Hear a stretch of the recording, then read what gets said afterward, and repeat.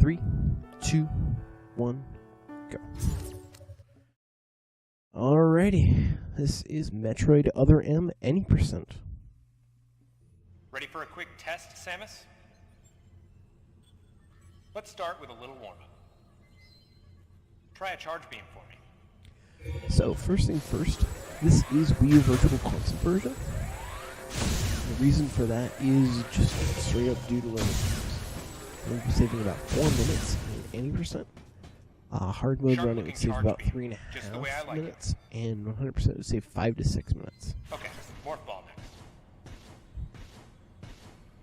Go ahead and drop some bombs.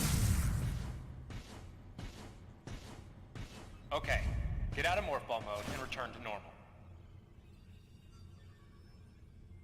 Perfect, Samus. Alright, stand in the middle of the room. There's a couple other technical factors about Metroid Other M as a game specifically. Surprised? Metroid Other M does run at 60 frames a second, so one would expect it to be 480p 60. However, as this is being played on the Wii U, since it is Wii U Virtual Console, the Wii U actually can upscale the game, and so we can play it up to 1080p 60. I specifically run at 720p 60. That's just due to my capture card limitations, which can only capture up to 720p 60 or 1080p 30. Obviously, since Other M is 60 frames a second, well, 1080p 30 just wouldn't cut it. Okay, those are the moves I remember.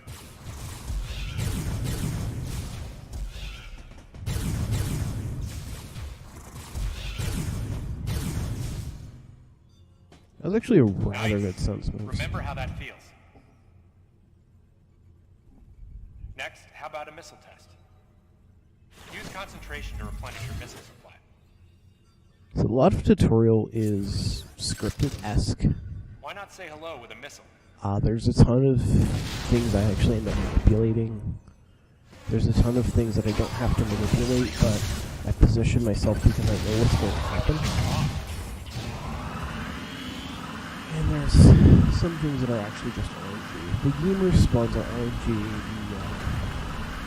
the sense moves part is RNG. The first gear is actually manipulated, as well as that final pirate, space pirate, Zabezian. Allow adequate room around you during power bombs. Alright, Samus, that's it for the test. And that's it for tutorial. This is a new game, but because we have beaten the game before on this save file set, it's not tracked on a save file level, it's tracked on your save file set level. We do have the ability to skip cutscenes. This is quite important from a speedrunning perspective. This would otherwise be a much, much longer run.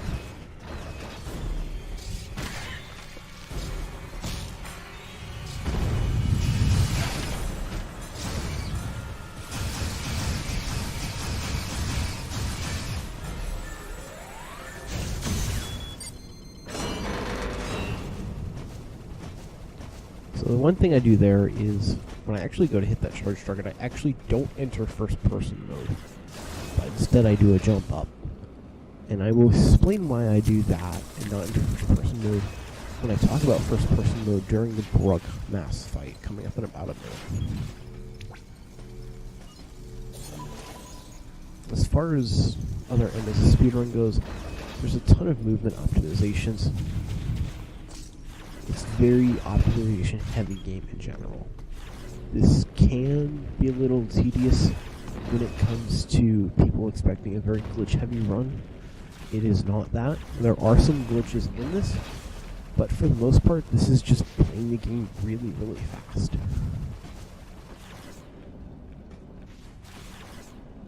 Speaking of fast, Other M, rolling is the fastest form of movement. Beats out speed booster running, it beats out running, it beats out walking. While it doesn't directly beat Shine Sparking, it overall does, because Shine Sparking has the lead up time where you're running. Also for this reason, I always want to minimize how long I need to speed boost the run before, before I actually do my shine sparks like. So when you first enter first person mode, you'll notice there's a tiny slowdown that happens. This slowdown comes directly with beam shot. However, if you're not in a position to fire a beam shot, so you need to fire a charge shot, then you'll just have that slowdown. So, for that reason, I like to hit a lot of charged targets.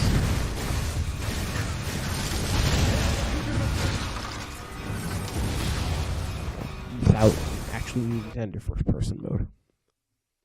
There's some cases where I'm just not able to, and so then I do, but obviously when I can, I like to do it.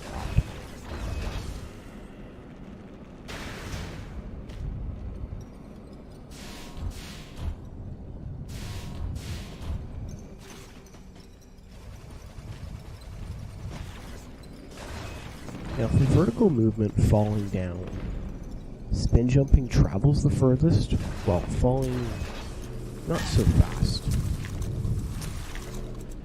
Morphball falls the fastest, but isn't that great horizontally. And bipedal is, well, just strictly worse than morphball. That said, bipedal form does have a use with jump extends, and we'll talk about those later when I actually perform them. That trick right there is actually known as rapid fire missiles. Basically, there's no reload animation that plays when Samus fires a missile while being in the air. And for this reason, we can simply fire missiles as fast as the firing animation, which is quite fast. There is a second way to do rapid fire missiles. I will talk about that when it comes to High Fight, which is the first spot that actually will use that.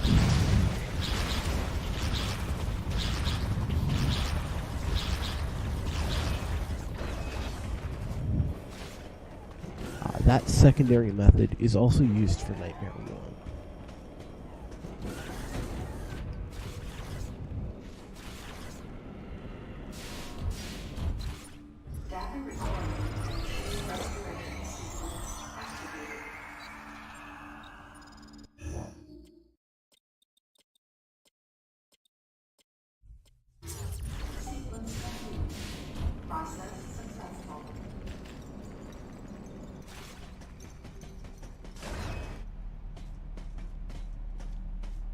Samus, go through the hatch on your right and head towards Sector 1.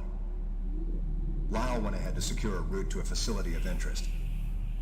I'll leave you to survey Sector 1.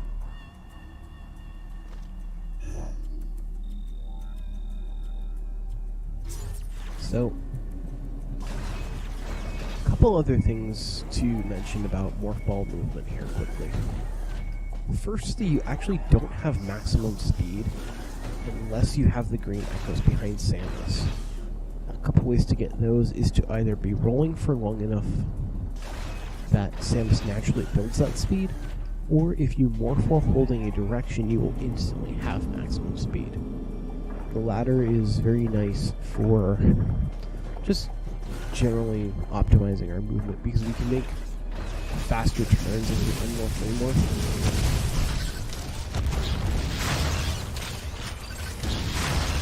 However, there's a little bit of suboptimality in that, because, well, obviously you're not rolling all the time because you have to unmorph.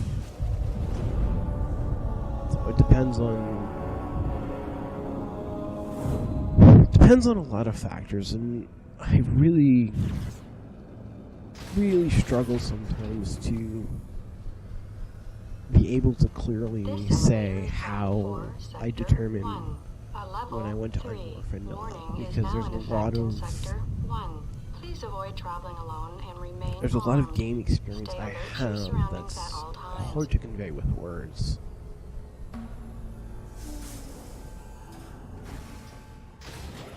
Much as I try.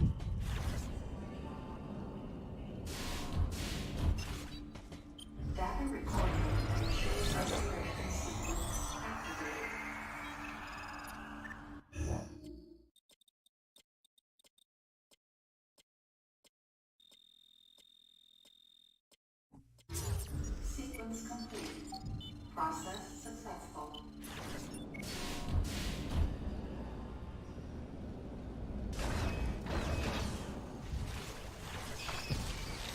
So these obstacles on the ground here, these are actually designed for later in the game, once you've acquired Speed Booster, in order to prevent the player from shine sparking in areas the game does not want the player to shine spark.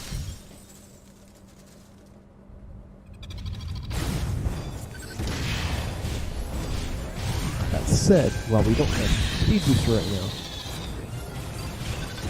they still do pose an interesting problem for us, because as things on the ground we can't simply roll over, I have to morph jump over them. And once again, our aerial movement comes into play. The fastest is to actually simply spin jump once I'm in the air, but seeing as that requires a jump input to transition from bipedal to spin jump, the timing on that can be slightly tricky. Obviously, if you press jump when you're actually on the obstacle, instead of transitioning to a spin jump, you will simply actually just jump. We don't want that. So timing these jumps can be rather interesting for that reason. It's a very small time saver to actually go into a spin jump rather than to just do the entire jump morphed. And then obviously unmorph right before you land, because you don't want to land morphed. Otherwise you will bounce and lose all your speed. So, a lot of factors that go into even tiny movement like that.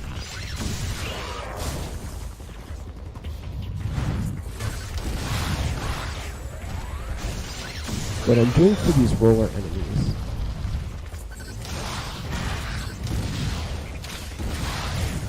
is, as soon as I fire the missile, I want to exit first person mode and then instantly hold towards the enemy and press 1 and hold 1. And what this will do is this will instantly transition me back to third person, and then, because I'm holding 1 and towards the enemy, I will then start to do a lethal strike on the enemy, which is the fastest way to kill them. Coming out of that room there, which I jumped into because otherwise forced walking. Forced walking is slow. Coming out of the room, I actually stop moving sooner than I need to. And the reason for that is when you fully exit a forced walking area and re-enter a normal walking area, the game takes a while to actually make the transition for the player. However, if you stop just inside the normal area, for some reason that transition happens almost instantly. Not sure why it does, but it does. Here, I can morph off the ledge, because when you actually morph, Samus is considered to be in the air for a few frames. Because of that, the edge on those ledges doesn't actually come into play. And thus, we can simply just roll off the edge. Because normally what happens is the game actually has a little edge on these ledges in order to prevent the player from rolling or walking off. Anti-frustration feature. It's like, oh yeah, you just managed to walk off the ledge. Now you have to, congratulations, you have to go all the way back. Yeah, so the anti-frustration feature have a tiny edge to keep the player from doing that. So, useful for casual, but it's not when I want to actually get off the edge.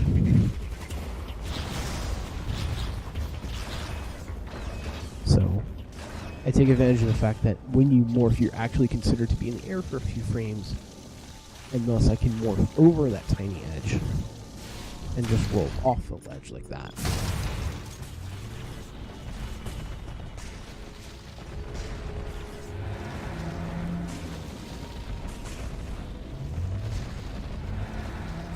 The game forces you to use almost every single nav station in it the first time you encounter it.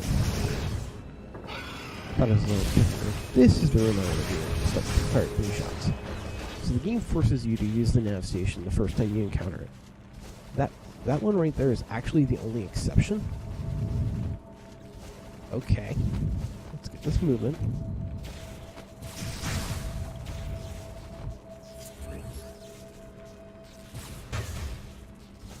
Let's get this movement. There we go. This tower is actually not giving me that much trouble in quick play.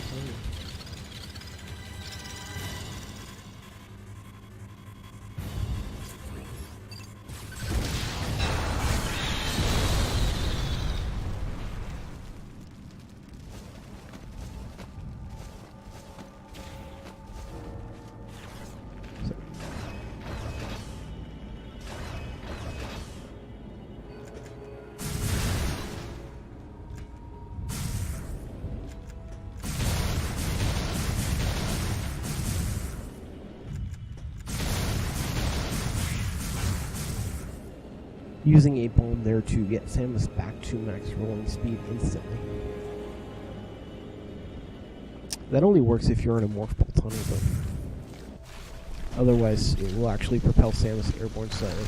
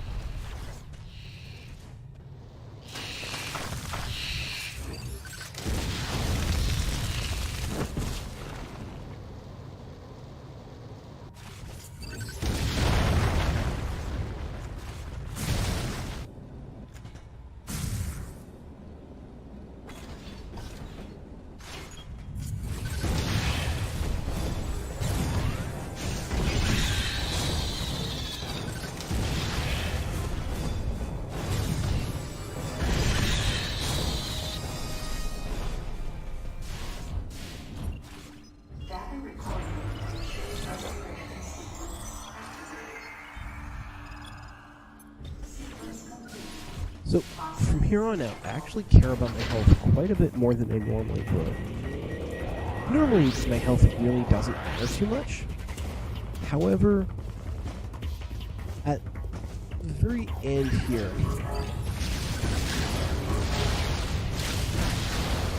I'm going to be doing a very damage-intensive strategy on the second phase of the Hive fight. And obviously, as a very damage-intensive strategy, I won't have as much health as I can for it.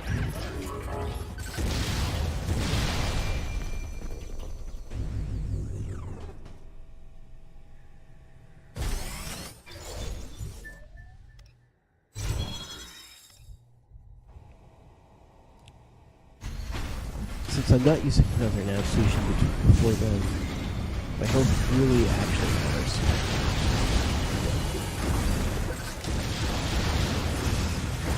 Two rapid fire missile sets, and that fight's done. And that right there just pretty much shows off the power of rapid fire missiles. If you weren't doing rapid fire missiles, those two nests full of Rios would basically just convert into players so fast. It's not even funny. However, since I can rapid fire missiles, I can actually clear the nests much faster.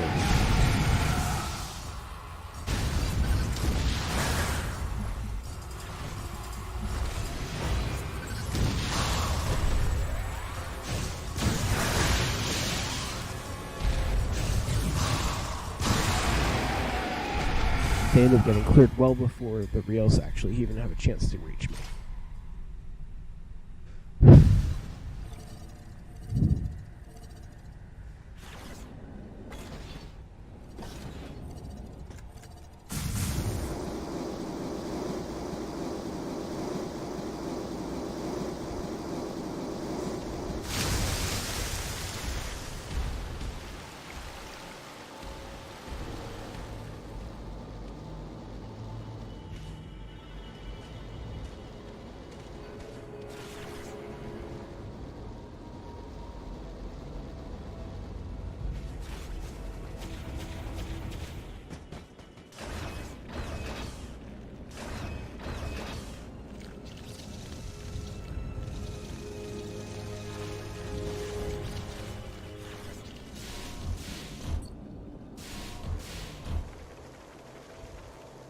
So I'm at 187 energy right now.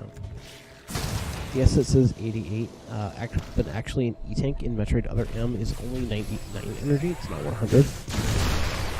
So 99 plus 88 is the 187. That's plenty of energy for what I need.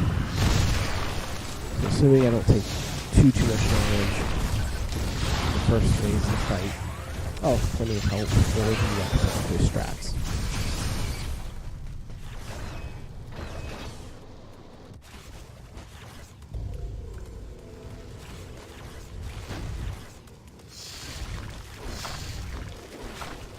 I don't spin jump for that one, because otherwise he will actually just hit you.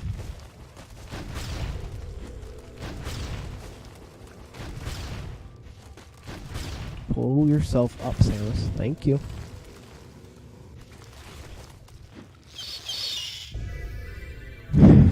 This game is weird sometimes. Then again, I'm sure every speedrunner says it about their game.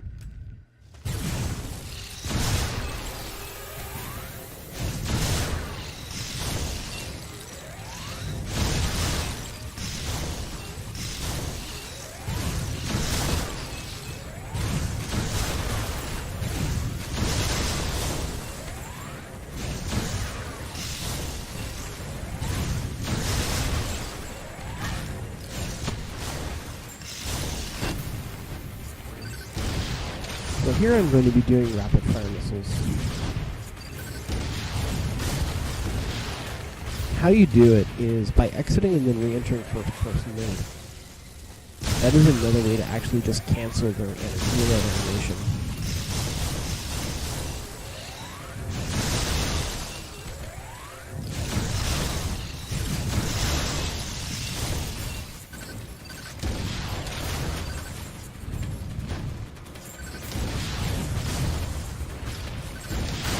Here.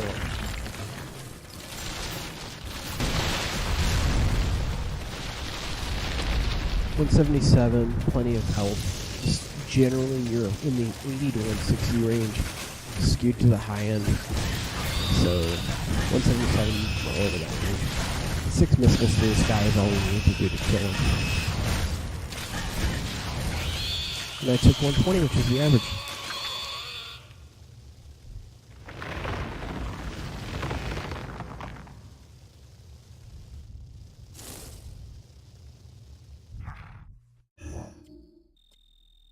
So it was a very average fight, which is good.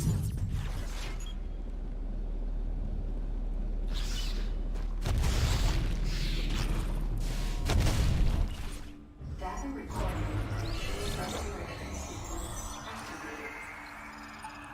For that first phase where you missile all those down, it is theoretically possible to do all 5 of those in one round, but it requires a very large amount of luck. The one you need to hit last has to be far away, and you have to have it fire a shot at you so it stays open longer. So Tass would obviously get all 5 in one. I've done it once RTA by luck.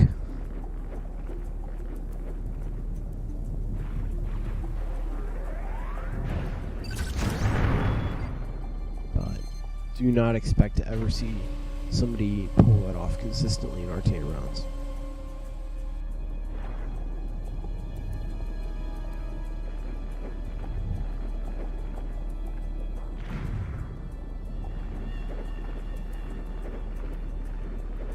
Now underwater I can actually land morphed because you generally don't bounce, so you can keep your speed. That is also true very much so in heavy gravity. But so I'll mention that again when I come back to heavy gravity. Much later.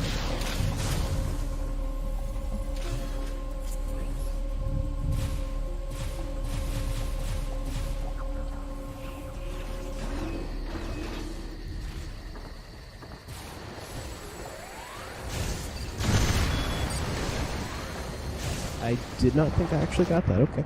I'm happy with that.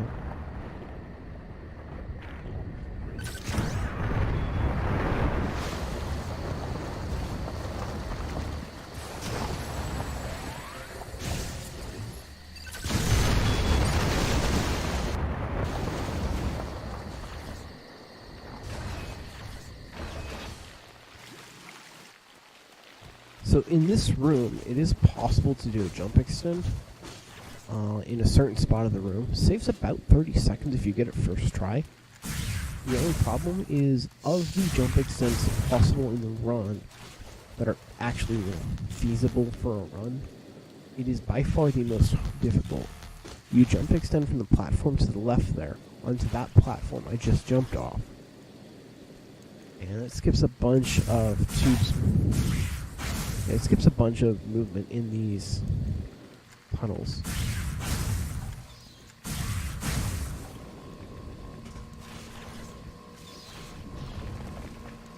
However, unlike the other two jump extends, if you fail it, you get 0 progress towards where you need to be going. So, not something you end up seeing most runners do, just due to its difficulty.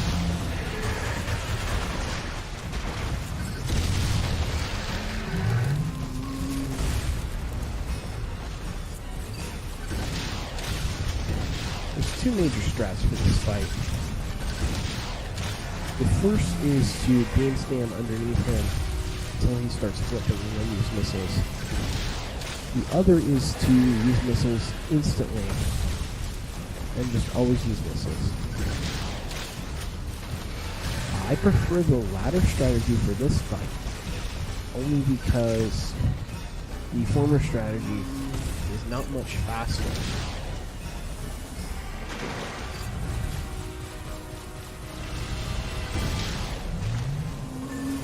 Oh, nice kill right there. Barely slipped that missile around. But the latter strategy is not that much faster here because our beam is a little bit weaker. We only have charge and diffusion, which isn't too much damage.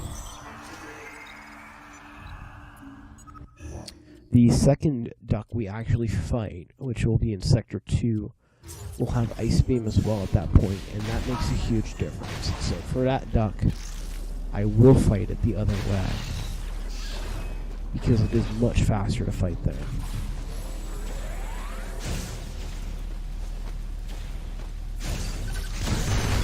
So enemy movement is controlled by RNG. That said, because enemies will always spawn in the same location if you enter the room the same way, and they always spawn, facing a certain direction. While their movement is RNG, it is also predictable.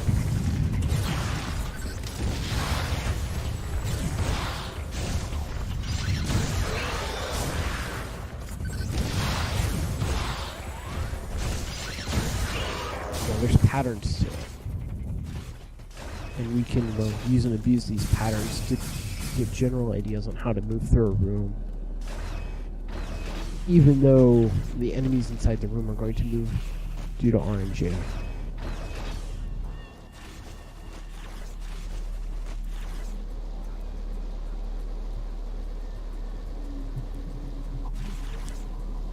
Because of Other M's heavy focus on optimization, enemy RNG is actually a huge source of potential time loss.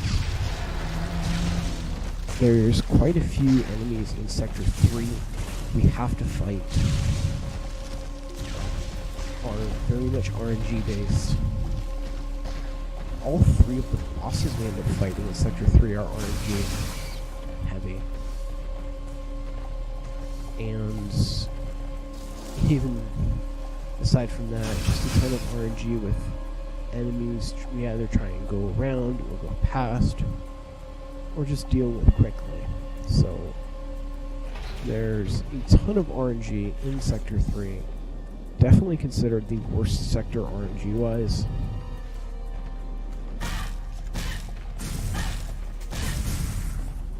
Oh, come on. Thank you. Sometimes you can actually just surprise these guys and go right through them like that. Sometimes they're paying attention. The 2 in this room generally don't pay attention, but apparently he really was paying attention. So I wasn't able to go through him. The reason we can actually go through them if they're not paying attention is because when a gamer enters a recoil animation, they actually don't have a hurt box. They don't have a collision box. They don't have a hurt box. They can't interact with Samus when they're in their recoil animation.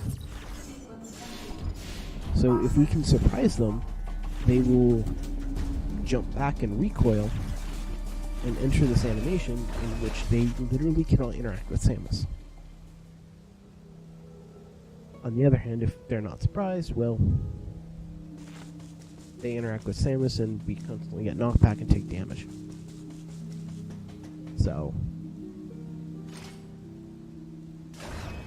the ones in the first Spider Duck room actually do pay attention, so that's why I don't even try it there. But the ones in that room generally don't pay attention.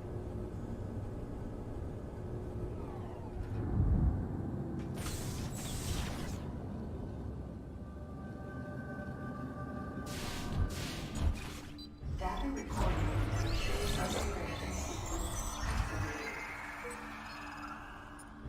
Exam Center is a part of the run that is really considered probably one of the worst parts of the run. All it is just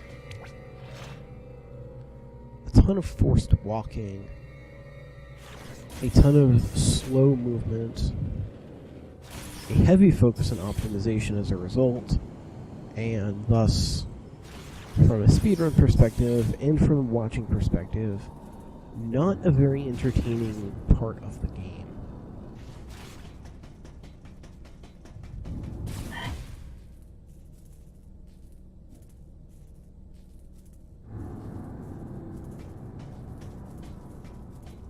That said, because of your slower speed, there very much is a heavy focus on optimizing your movement, optimizing your lines, always wanting to travel exactly to the point you need to, not to the left of it, not to the right of it.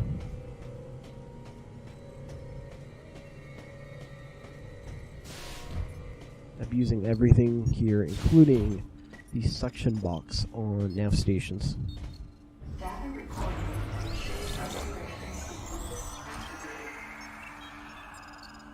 Sequence complete.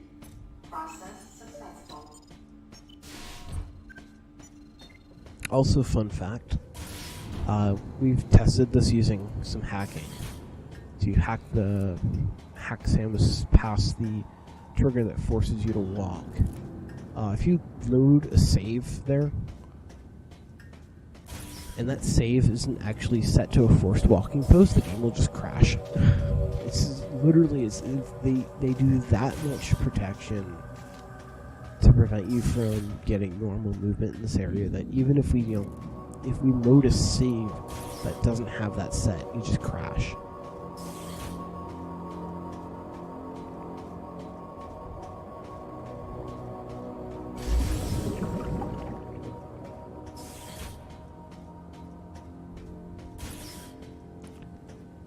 During this split is actually when I found one of the only console, unhacked ways to just crash the game.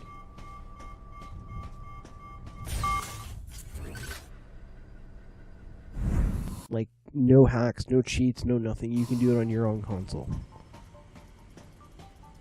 It's frame perfect though, so good luck. But anyway, it turns out that when the game has a forced first-person mode immediately following a cutscene, there's apparently one frame where the game accepts input. Remember, Other M is 60 frames a second. There is 1/60th of a second where the game accepts input.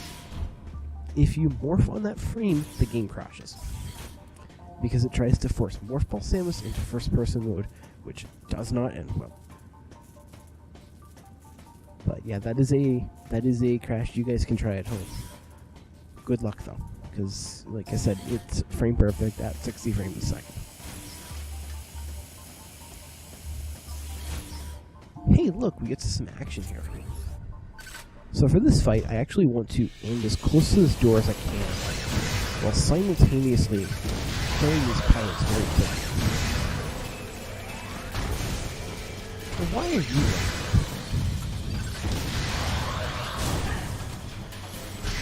I've literally never seen that guy.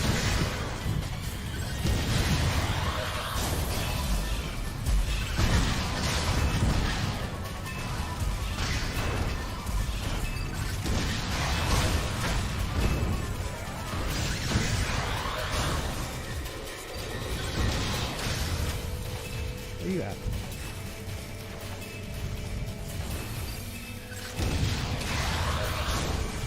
Yeah, really annoying fight. Also, ouch. Took a lot of damage there too. That's unfortunate. Oh well. Health shouldn't matter. I shouldn't get hit during Teen Ridley anyway. But yeah, it's a very ugly fight. And it went wrong when the guy started to run off early, and I have no clue. I literally have no idea why he ran off there. I'm going to use a classic line, quote, "That's never happened before." That literally has actually never happened before either. So, this is Teen Ridley fight. I will explain this fight after I do it.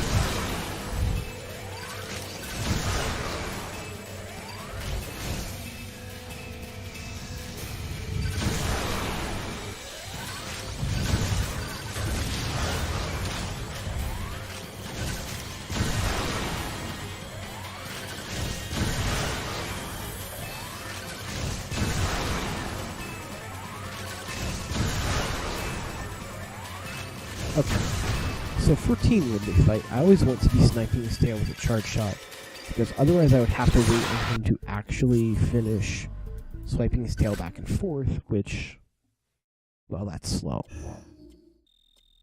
So I want to snipe his tail with a charge shot. The only unfortunate part about that is because I need to snipe his tail with a charge shot, I kind of have to time it really well, because he's moving his tail back and forth really quickly.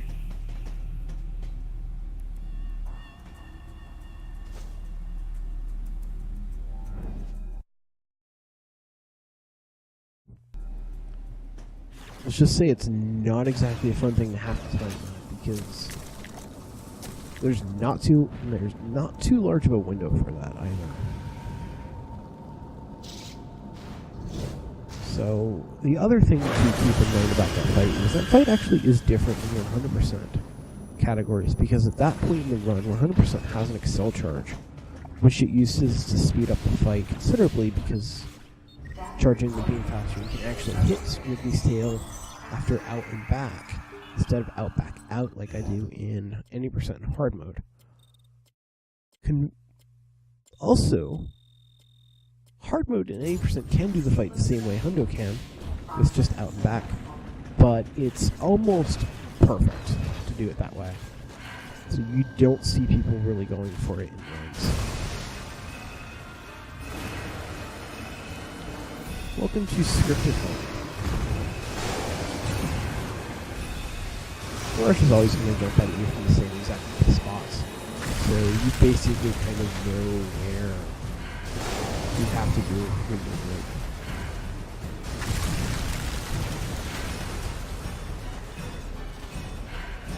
One more time for him. And we're off.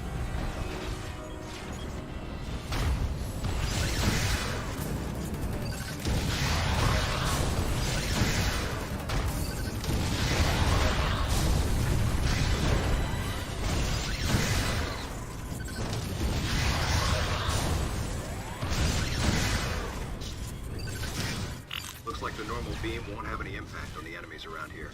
Samus, use your ice beam. Really? You didn't die. Okay.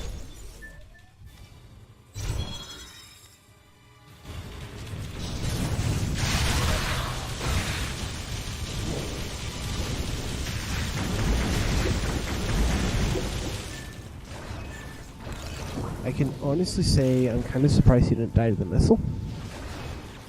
But then again, this run's been a little weird, so.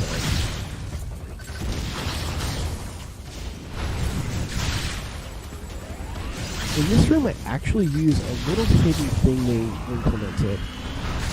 So, in most Metroids, you know, when you have a charge shot, and you morph with it, you'll get a bomb spread. This is pretty standard there. And that's actually also true in Metroid Other M. You morph for the charge shot, you'll get bomb spread.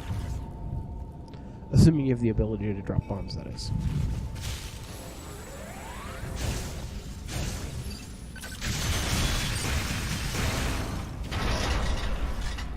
However, one thing they also added is if you are charging a power ball, and it doesn't have to be fully charged, it can be on the woo thing.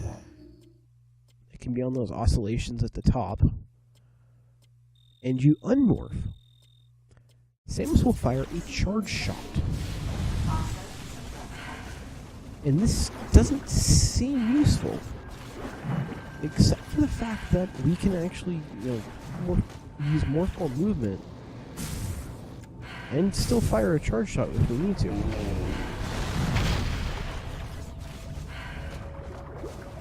So it ends up being really useful because we can still use a charge shot on those enemies in there, despite, not having charge. Despite not being unmorphed.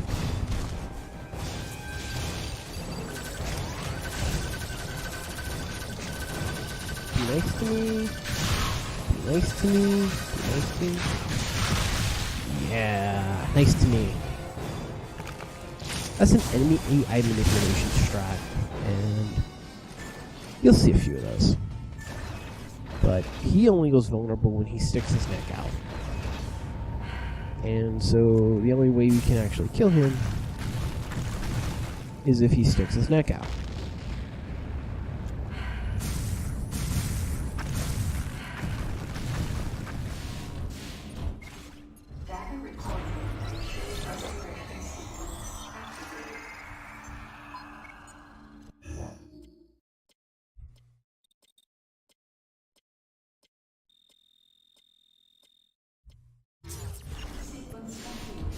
There's a few ways he can do it, but the fastest way is for him to do that attack, which we can manipulate.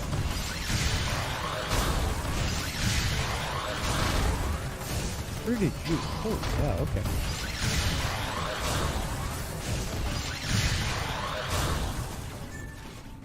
So we can manipulate that attack by going to first-person mode. There's other ways for him to do that. An attack where he sticks his head out. The most notable one is by him sliding around, but they all take quite a bit of time to come out, especially sliding around.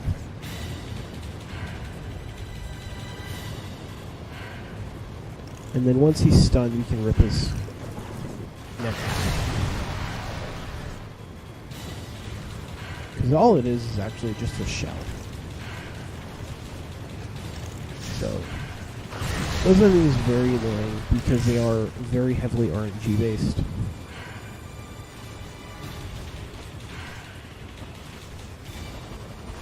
Samus, activate the barrier feature on your suit to protect yourself from heat damage.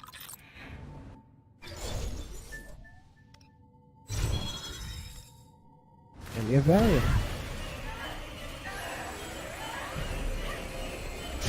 This is Goyagma, aka RNG boss number 1.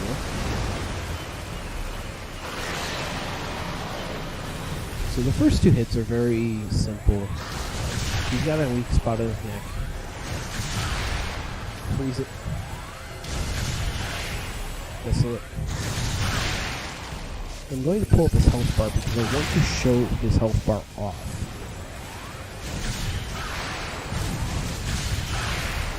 And that will become relevant for the second half of this fight. Ooh.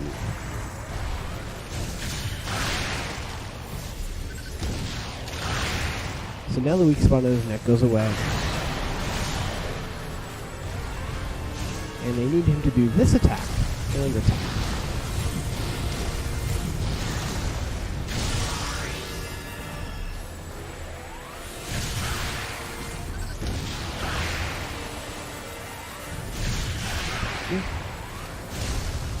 So I'm only going to do 3 hits to his head. The one when he's off to the side and then shoot here. That's relevant because look at his health bar. He's actually at half that. This means he's still in his first phase AI.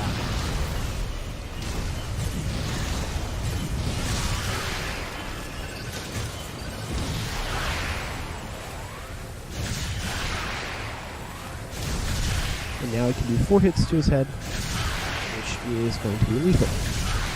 Boom. Perfect RNG fight, too, because he did 1 extra attack and then 4 hands twice. When he does the hand slap in his first phase AI attack, it has a range of 4 to 7 slaps. However, he will always end with his right hand. So you always want to be on the right side of the screen, his left side, to get him to start with his left hand. And thus he can only ever do 4 or 6 hands. Because he always has to end with his right.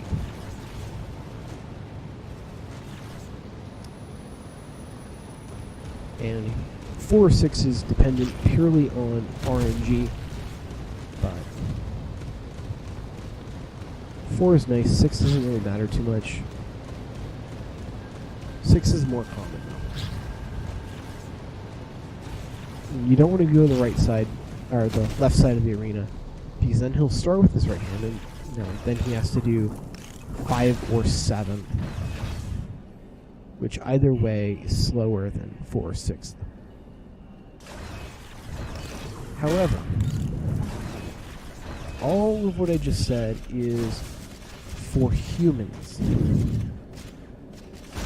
Task, on the other hand, would do the fight in a 4-3 pattern for charge shots on the head. And the reason for that is Task can RNG manipulate to get a 2-hand from his second set of AI, which is less likely. And so because of that RNG manipulation, Task would actually do 4 than 3. The reason humans do 3 and 4 is to keep that first set of AI where the hand attack we need is that much more likely to happen.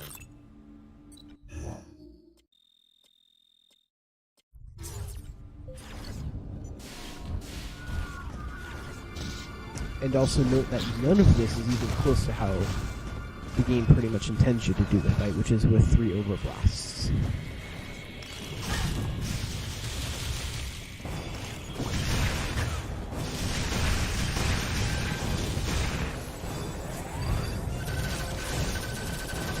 Are you gonna be nice to me? Probably.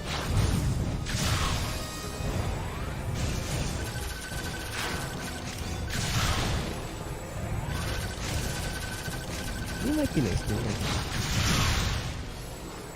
Okay, that wasn't too bad.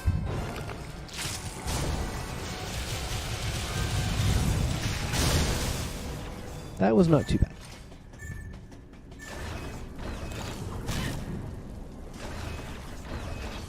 So I have one more slider fight to do, which means it'll probably go terrible. Because the first 2 went okay. That's RNG in this game for you. It does not. RNG in this game does not like you.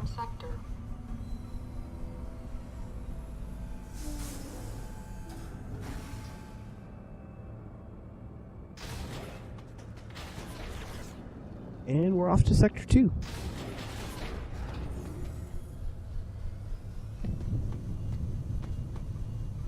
This elevator is bound for Sector 2. A level 4 warning is now in Sector 2. An irregularity in the climate control systems of Sector 2 has been confirmed.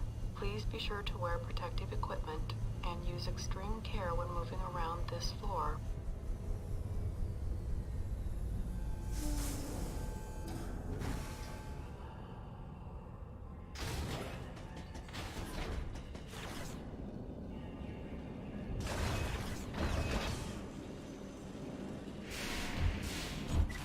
People always ask me, what do I think is the best sector in Sector? Yeah, what do I think is the best sector? I think it's clear cut. Sector 2 is obviously the coolest.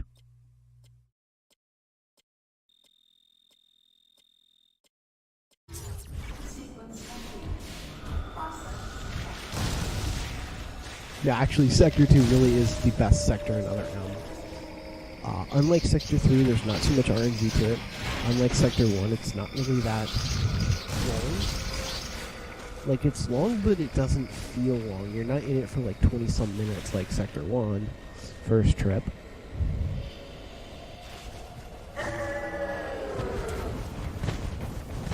So in this room right here, I'm going to be trying a trick known as a jump extend.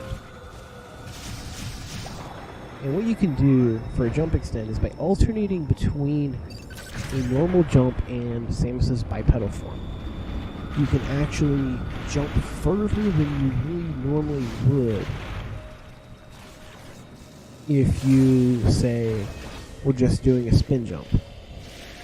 And the reason I attempt that one is because if you get it twice, it actually skips the whole cutscene of, you know, having to go underneath. Even if you only get it once, it's still much better than not getting it at all.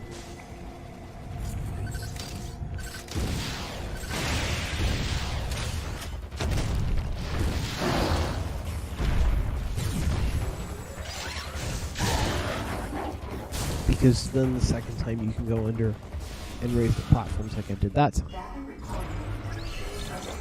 Now that I've raised the platforms, it's no longer worth trying because there's no fast back up.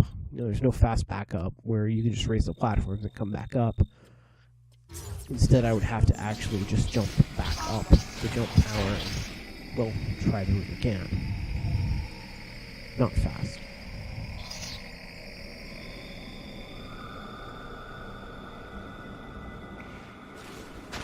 Now, one enemy I fought in the bridge room is a Giga Frog. We'll fight one more, and I'll talk about how you fight those guys for that second and last one. This is a Pika, as we're effectively named. And these guys, the fastest way to kill them is to... Well, the fastest way to kill them with combat is to hit them with the charge shot, and then to lethal strike them. They don't like to stay down too long, so you actually have to encourage them to stay down. The game wants you to fight this Giga. You don't have to.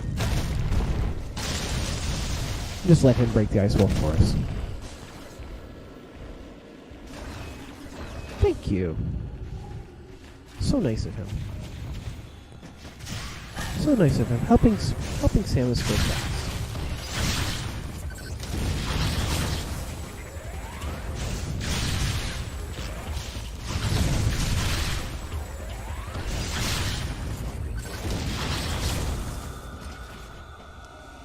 And the reason I mentioned the fastest way to kill these guys with combat is because the fastest way to kill these guys is just to have them fall into water. Remember, they're electric. Electricity and water don't mix.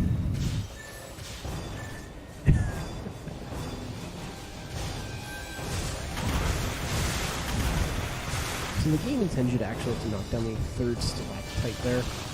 Yeah, you don't. You can actually just straight up make that jump. Not by much, I actually have to be pushing against the very edge before I jump there. But you can just straight up make that jump.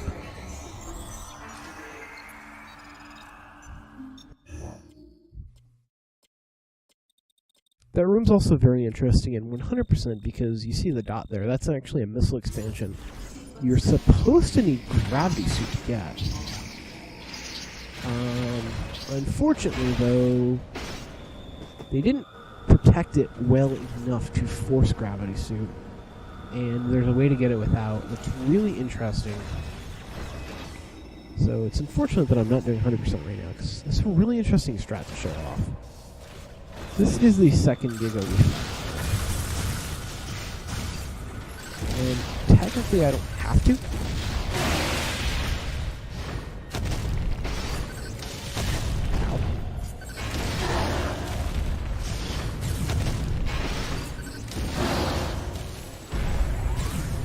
But if I don't kill him, when I do these platforms, he will knock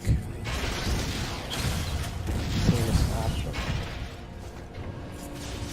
So I do have to kill him, even though I don't technically have to kill him.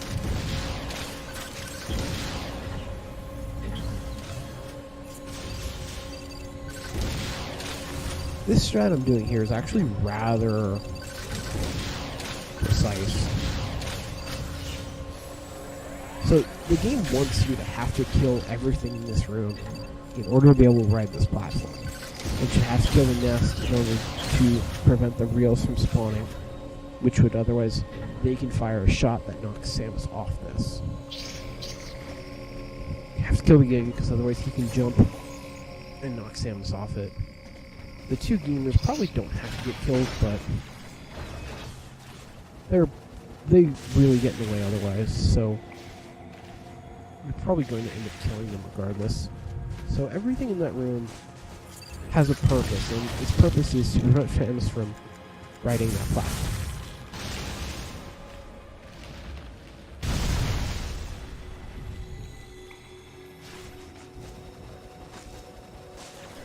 So the Giga unfortunately has to get killed. There is no way around that guy. On the other hand, if we can kill the Rios as they spawn, we can skip killing the nest. And if we can do that, that'll actually save 10 seconds from not having to go down... Ow! That'll save 10 seconds from not having to go down to the end of the room and deal with the nest and then come all the way back up. So that is a nifty little time saver that's actually quite difficult to do.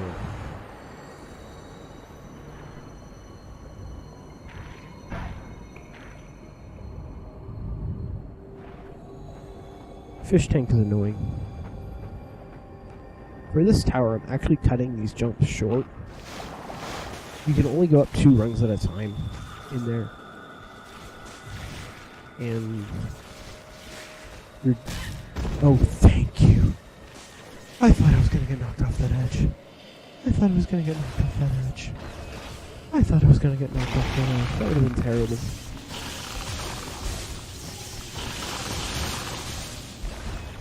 Oh boy, okay. Heart attack averted. Yeah, if you get knocked off there, you pretty much have to reclimb the room again, because you don't have gravity suit. The most efficient way through here should be delivering shoulder impacts with your speed booster, so I'm authorizing its use. So that is speed booster acquired in, well, less than an hour.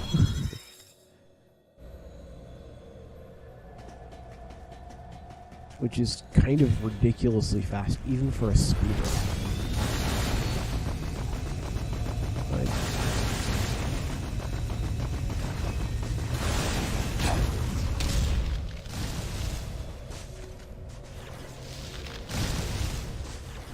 So the game sort of teaches you about speed booster. It doesn't teach you about shine sparking. And yeah, if he does that attack, I have to dodge it. So the game doesn't teach you about shine sparking until you reach these rooms. And this is where you're kind of intended to learn shine sparking. Here.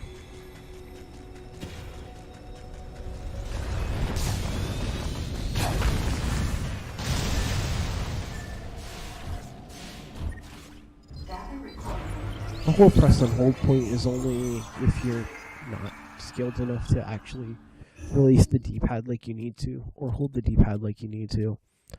If you're really good, you can just press to flip the D-pad instantly to where you need to shine spark to, and then immediately just release 2 right away. Now in this room, I'm going to try a strat here. First try nice. So, when I'm firing those beam shots, those aren't random shots. They appear random, they're not random. Those beam shots are actually designed to keep the game from stealing my speed booster charge. So when you go over that top step, the game is supposed to take the speed booster away as Samus stumbles over the step. However, I'm probably too far to the left here. Let's see. Okay.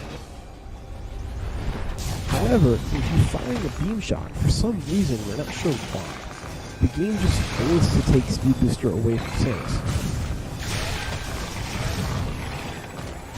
And so for that reason,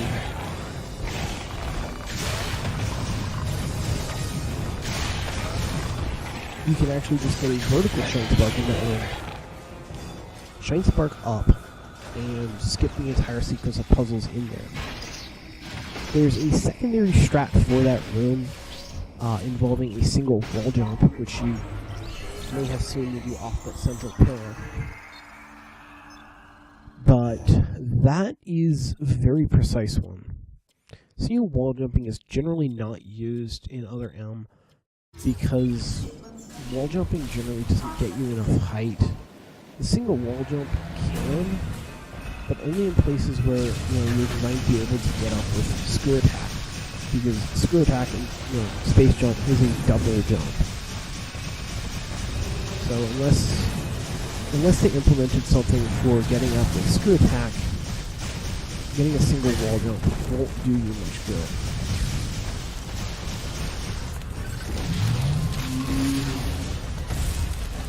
This is fighting this guy with the beams from underneath.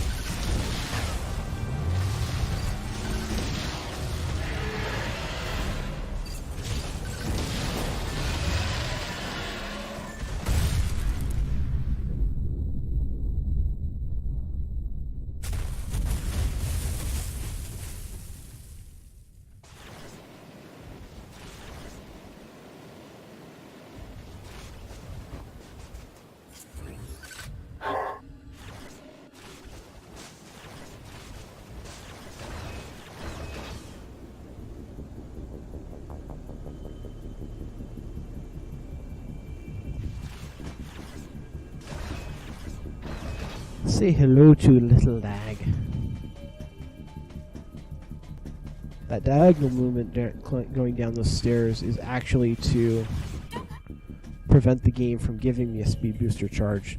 I don't have enough room to get a Shine Spark. So the game giving me those echoes in the back of Samus would simply just cause extra lag. Since I have to go across the stairs anyway, I time it so that I just end up killing any chance of getting a speed booster.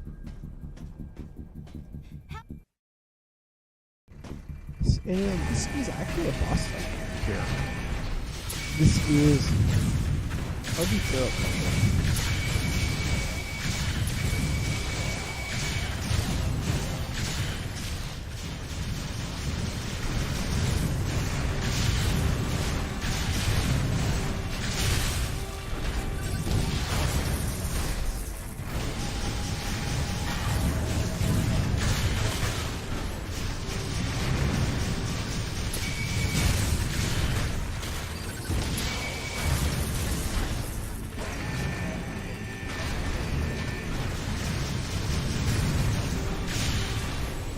So you don't have to actually do this fight. If you can get into the jump tower I'm going to enter after the fight, you could actually just skip the fight entirely. That said, we currently have no way of doing that because of the boxes blocking the way. And you'll actually see barrel pressure clear the path during this cutscene here.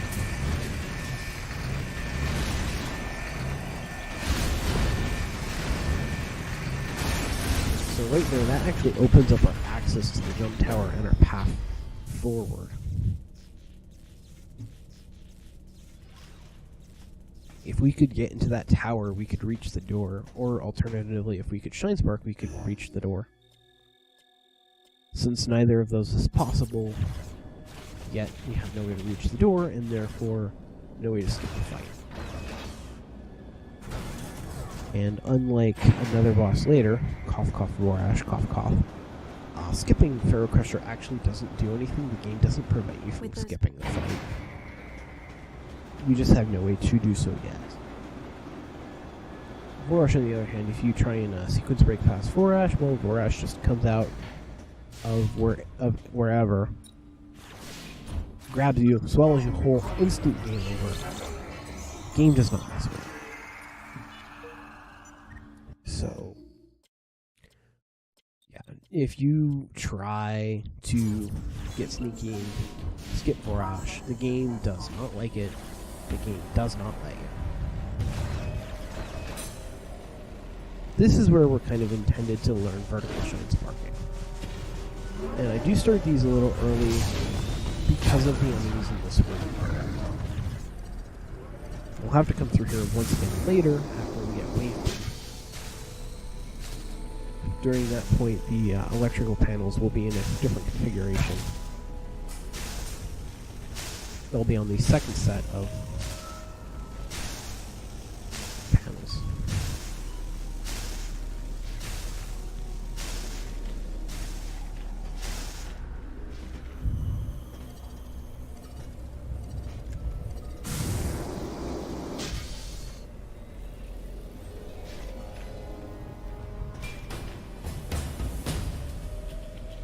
There are early cycles we can do here. On that first panel, I actually missed an early cycle because unfortunately none of my movement was good. And it's not much I can control, but if you get a fast jump out of the morph tunnel, second morph tunnel specifically, or if you get a fast movement around that corner, you can actually make that cycle before for those final 4 panels. Alternatively, if you don't get either of those, well, you're going to miss the cycle. And since I got neither of those, plus I actually took damage, too much damage, and delayed getting to that hole from the front pair of diagonal panels, I ended up losing enough time that pretty much was impossible for me to make the cycle. There's another cycle for the next one. Ow. I don't want to sense move here because sense move actually causes lag. But I'd rather sense move while we take damage. Samus, you need a permeating shot effect to get past this. I'm authorizing you to unlock your wave beam. And this is probably a gold split. That is. That's pretty surprising.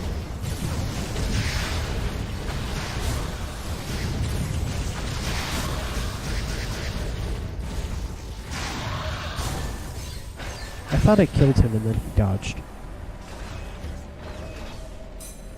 So yeah, now that I have wave beam, coming back through this room because I need to hit the charge target in the back of that alcove where I got the E-tank.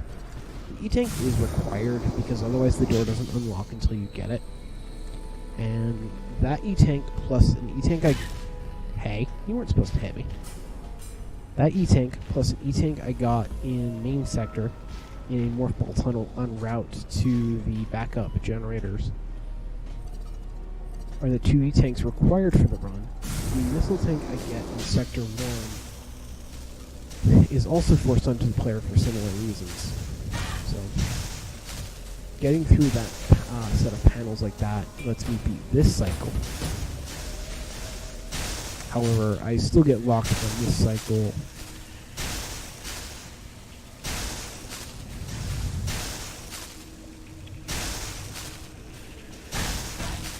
Regardless. I do actually make an earlier cycle for that one, but I still have to wait on it. Oh my gosh, that finally got it. Yeah, you can actually use the charge shot you get from unmorphing to hit that charge target. It's ridiculously precise. But you can do it. Just really happy to get that, because I've really not been able to get that one.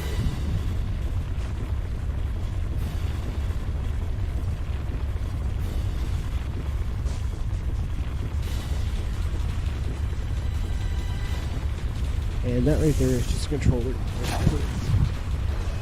Everything from a little bit after Samus starts running in that previous room until after you land in here and regain control is entirely controller based.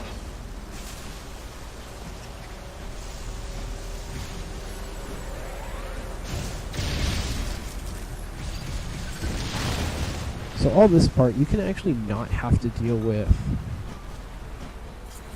like these extra platforms and stuff, but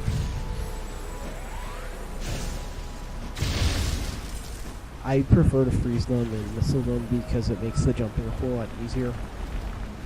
But you can do tricks like jump extends and jump boosting, which is to make a jump and then turn around and fire a charge shot to boost backwards in midair. But you can do all that kind of stuff to actually skip hitting any of those platforms I missiled and charge shotted. To anybody who's ever played hard mode, you probably have nightmares about this room. Don't worry, I do as well.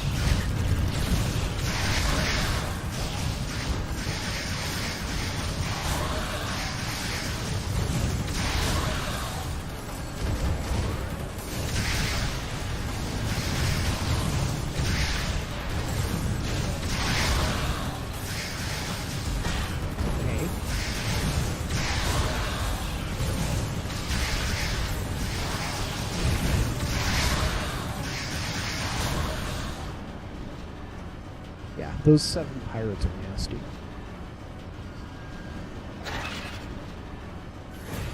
Oh yeah, then once you get past those 7 pirates, you also have this guy to fight. This is Rieger, he's a recurring mini-boss. Fighting him is a lot of fun, but it's also very tedious.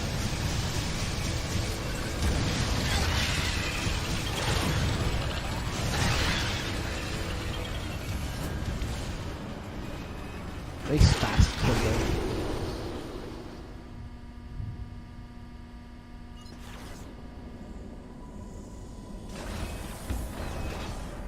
Killed him well before the platform reached the top.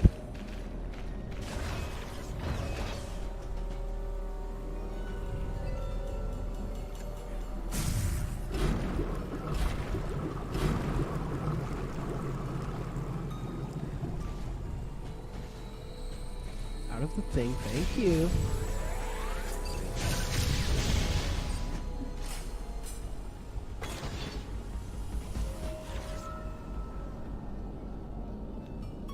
As a common theme with games, they try and make you do certain things by protecting targets you need to hit, and then just fail to protect them well enough.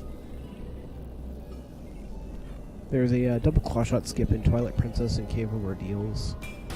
You actually don't need the double claw shots to beat the Cave of Ordeals because they kind of didn't put claw shot targets in the right spot.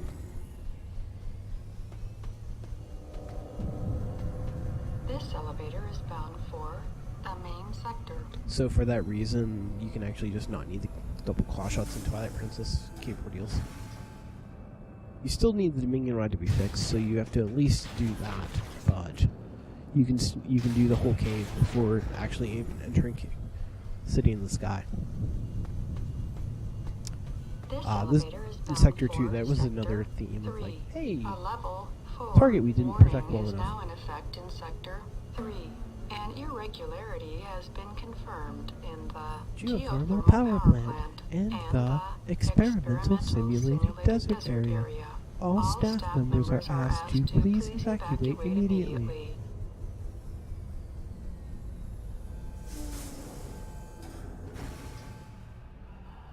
I've heard that way too many times.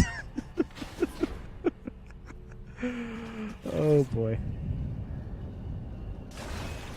So this is Sector 3 again. Cue a lot of enemies that just aren't paying attention in this room. It's kind of a theme for this room. Enemies that don't pay attention, except for this guy. That guy pays attention. You cannot roll under him coming up.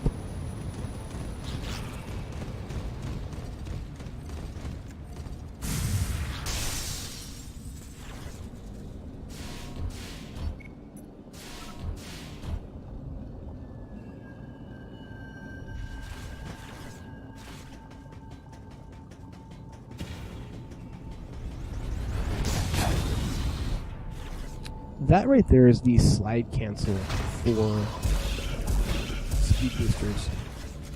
In some cases, you can it's actually faster to do a speed, when you have to do a shine flip, obviously. Oh wow, he he was very nice to me. Which is very surprising. I've had very good sliders. That's unusual.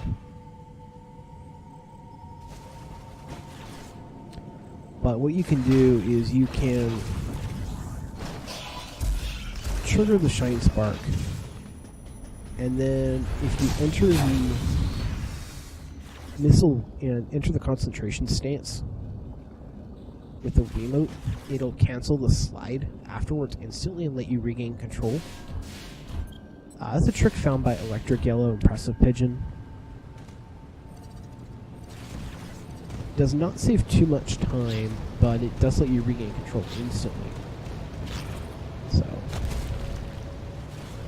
in cases where you're doing a Shine Spark and then kind of have to do something like right after, useful. Very useful.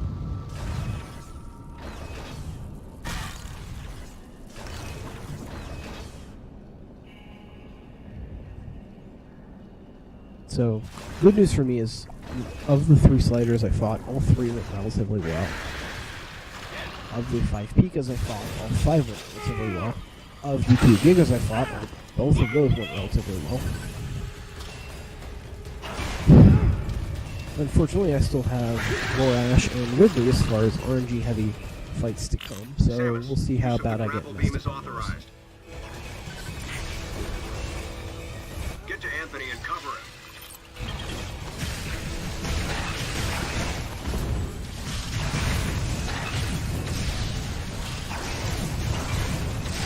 This Reaver fight is not so fun.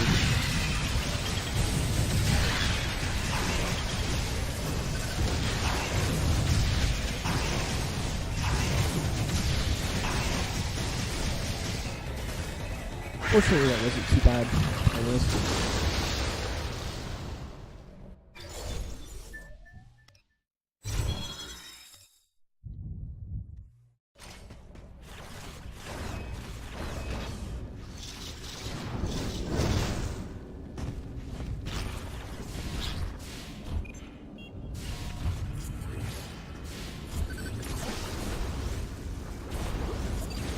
One of the annoying things about grapple is when you start grappling on something, you're actually pushed back to third-person mode. So you have to re-enter first-person mode for another grapple target. Unless you're doing them in a chain, obviously. But if you're just doing the grapple target singly, you have to re-enter first-person mode every time, which does cause a little bit of slowdown due to the first-person slowdown.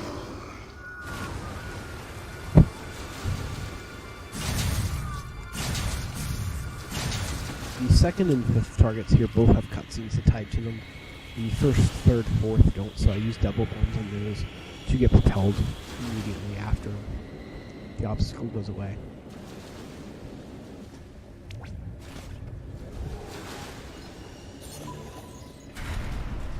And it's time for Vorash. So Vorash is actually a fight that, if done in tasks,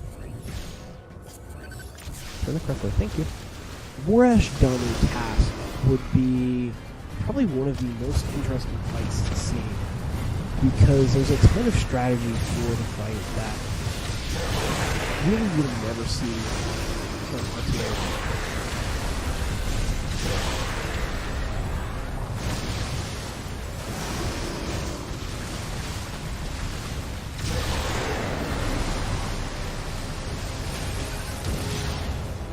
And I don't mind pulling up the health bar here.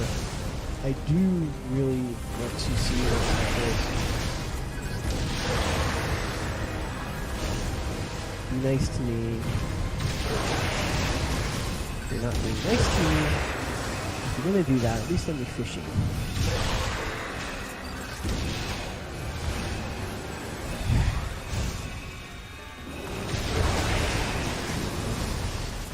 Here, fishy, fishy, fishy.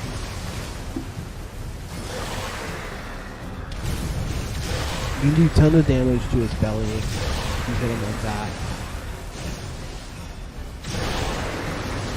Once he goes under half, he will swallow the grapple target.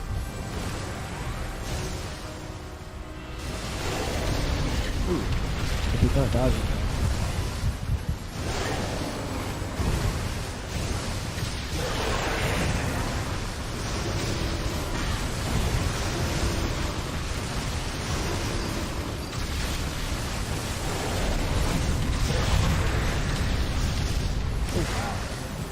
He's not being nice to me. Bad Borash fight.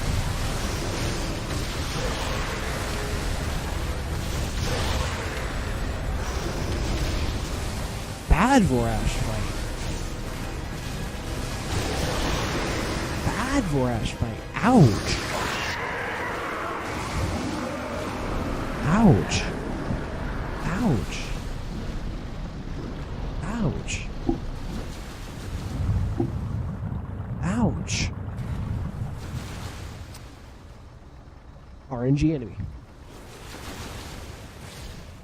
Yeah, that's a jump extend right there as well. It's probably the easiest jump extend, and if you're ever going to learn a jump extend, it's probably the easiest one to start with.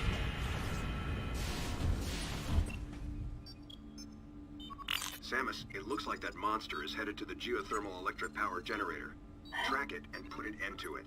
Well, I was almost a minute ahead. Then that happened. Data recorded. I'm probably going to lose most, if not all, of the time I've been ahead, so that's nice. Not. Alrighty, here we go. So this next room here, I'm going to take a quick moment to focus because there's a very precise speed booster charge to get in here.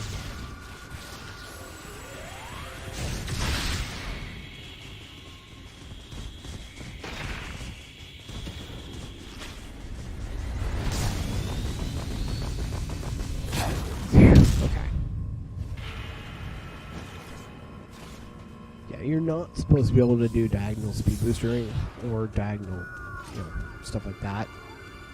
Especially not diagonal speed booster. That's probably the only diagonal speed booster you'll ever see.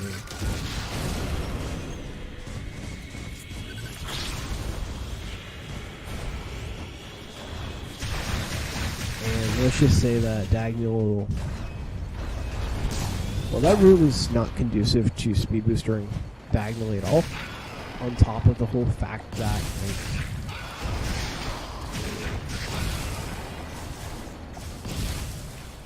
like we're actually supposed to get interrupted by a bunch of those rocks that we just barely have enough room to, say, not get interrupted by a bunch of those rocks.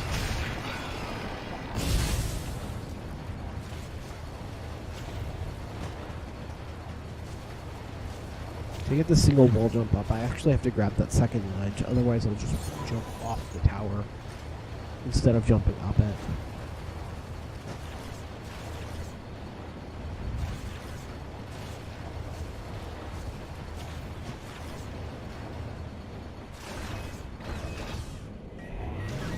This room I will need to Shine Spark at the very end here. This... Okay, good, that didn't happen. It's really tricky to get a speed booster there the first time due to all the enemies. If you go back, if you go up, kill the enemies, come back a little bit, it's a little easier, but also slow. So, that's actually a tricky little room to optimize. This room, on the other hand, not so much. Just a bunch of jumping in here.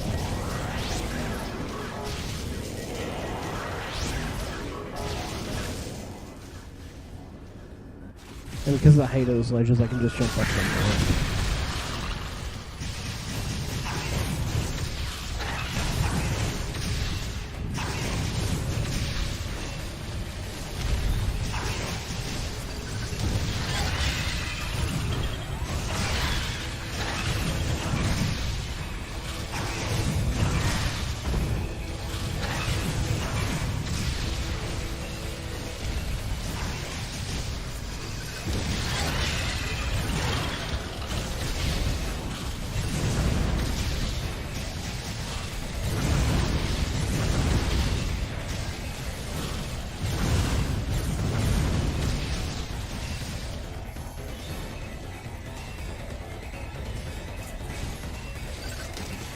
And that is Rieger 3. Hey, look, I'm ahead still somehow. Nice. I'm 8 seconds ahead. After a very bad rush, I am glad to be ahead.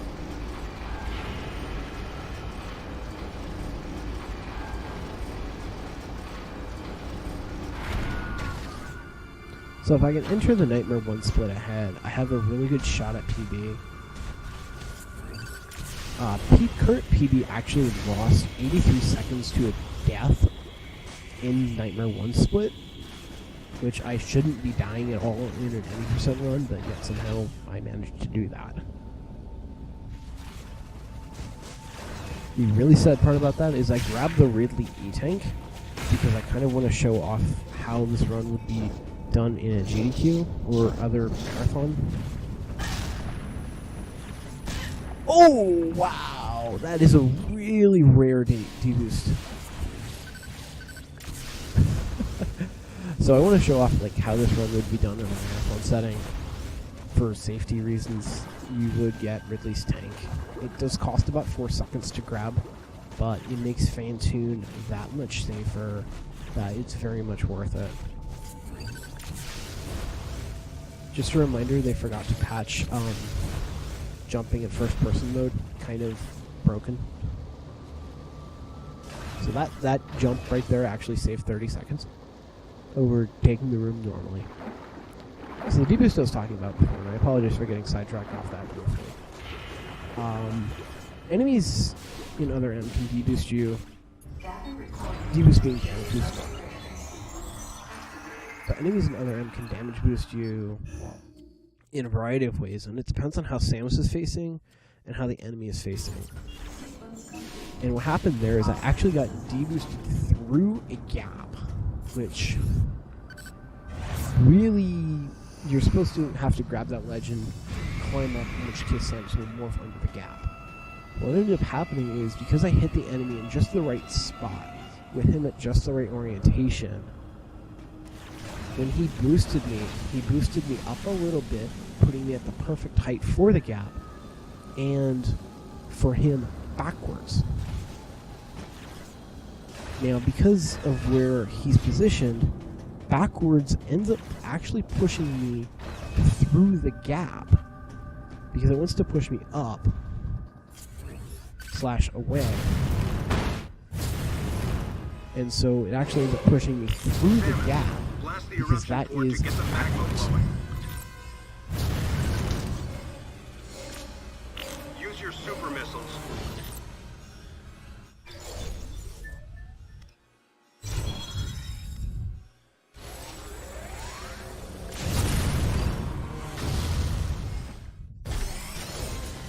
And this is Ridley.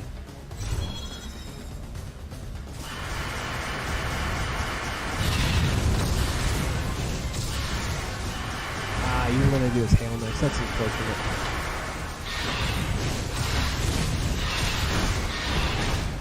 Ow. So yeah, Ridley, nasty fight.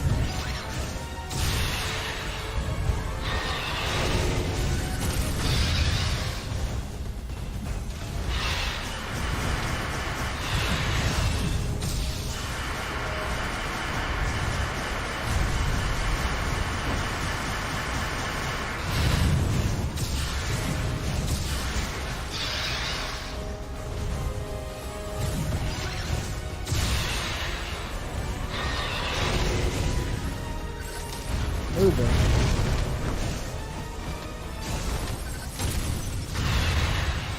So yeah, he's airborne now. Come on, man. No, not Pogo.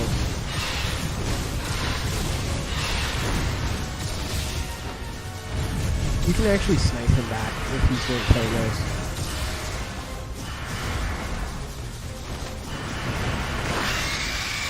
Yeah, that was a bad third face. I let him go airborne, and that's never good. Ridley going airborne is never fun. So, Ridley's dead. This is Ridley's E-Tank. As you see, it's literally right there. and grab it really fast.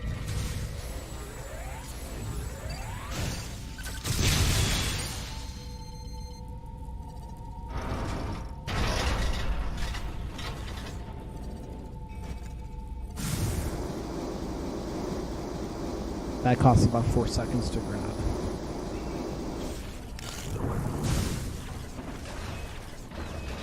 And we're done with Sector 3.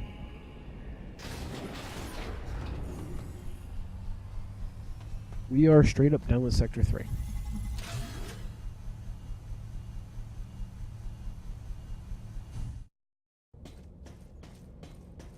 We are back to Sector 1 for the first time here now.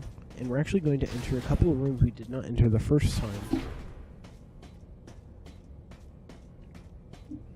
Which will actually let me talk about why that first trip through Sector 1 is so long, and what we're working on to try and make it shorter. This elevator is bound for Sector 1. So for those of you who were looking at the minimap for Sector 1 earlier in the run, you would have noticed that there's a very fast path between the large circular room, which we went up a spiral in, and the rooms after we do the hive fight. But the reason we don't take that is because that S-shaped room actually requires grapple data in order to navigate.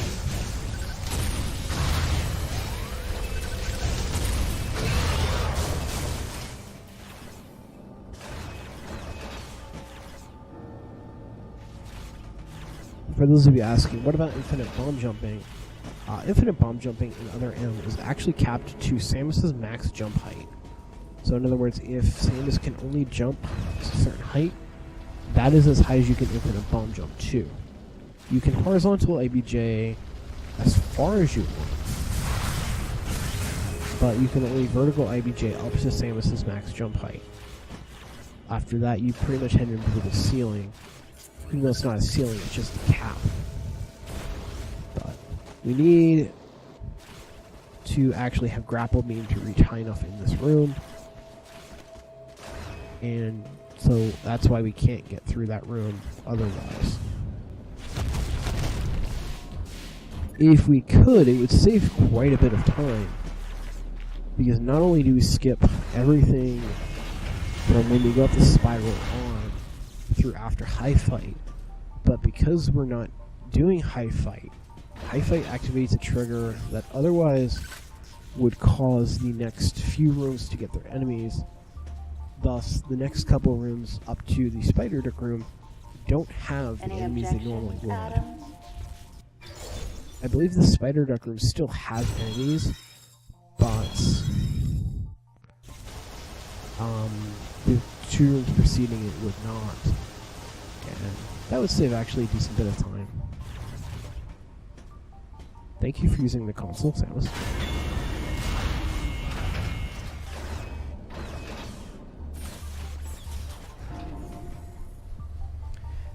And fortunately for us, once we beat Spider Duck and such, once we enter Exam Center, the game will update our triggers properly. So, unlike Fusion, Other M theoretically can be broken if we get the tools to do so. Fusion has the tools but can't be broken due to its strict anti-sequence breaking, which actually has been ironically used to sequence break. Other M can be sequence broken because they don't have those strict anti-sequence breaking measures, but we have no tools to sequence break with.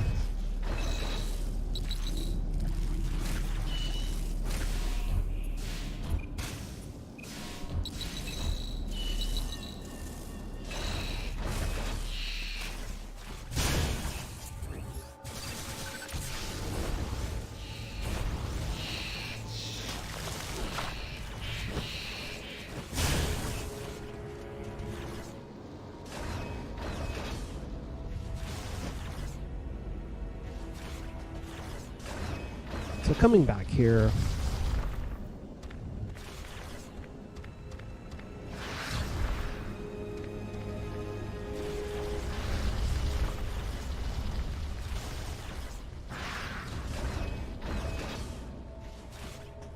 And we're actually about to get the final Rieger fight, which gives us Seeker missiles.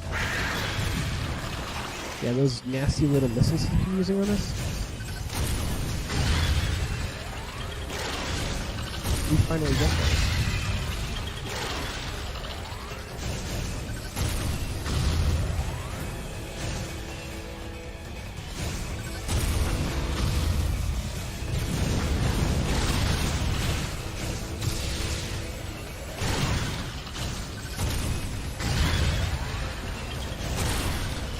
Okay, so that should be it.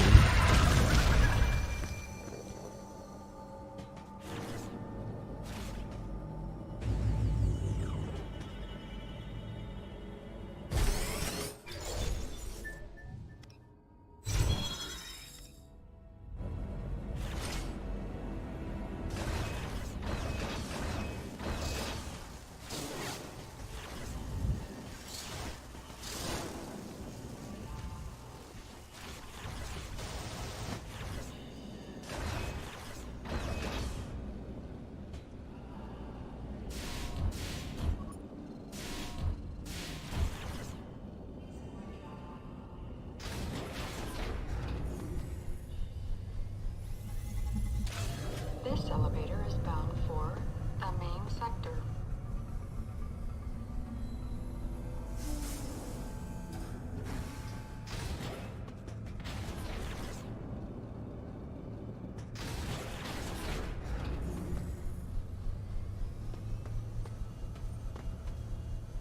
This elevator is bound for Sector 2.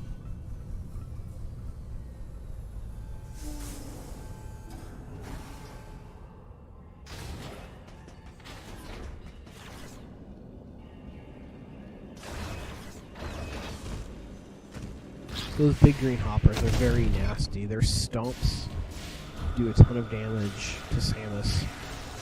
Their kicks are they also have the ability to kick at Samus, unlike their predecessors. So yeah, very nasty enemies. And they're very agile and adept at just doing damage. And they do lots of it.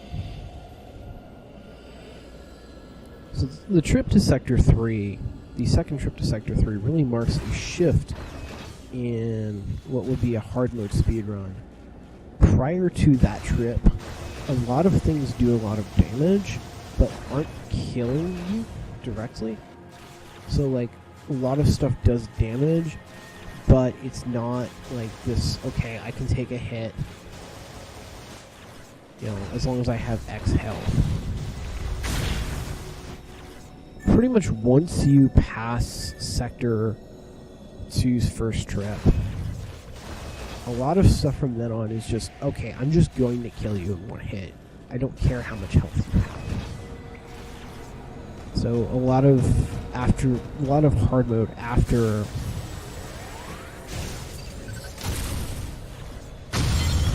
Sector 2's first trip ends up just being, instead of trying to, you know, be able to take a hit, knowing where you can take a hit, you just can't take a hit. Because things will just one-shot you. So, upside down gravity. Upside down gravity is interesting from the perspective of it's a nifty little like mine screw of sorts. But from the point of control, there's actually nothing changed. You know, down is still to quote, down on the D-pad is still towards the screen. Up is still away from, you know, the player. Left and right are still left and right. It's just Samus's herself upside down. Heavy gravity, on the other hand, heavy gravity is more interesting. So in heavy gravity, you do not want to land unmorphed because there's a thud animation that plays when you do. This ends up costing you about a second. On the other hand, if you land morphed, you can instantly just start rolling again because the heavy gravity prevents Samus from bouncing, which lets you just start rolling instantly.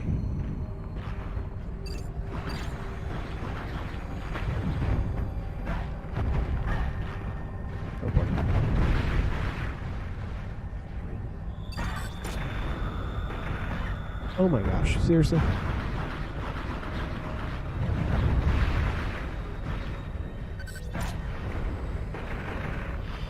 Thank you. So that's actually exactly where I died in my last PB. I got knocked by the gamer, couldn't grapple the target, and just kept taking damage until I died. Oh boy, that kind of got nightmares there.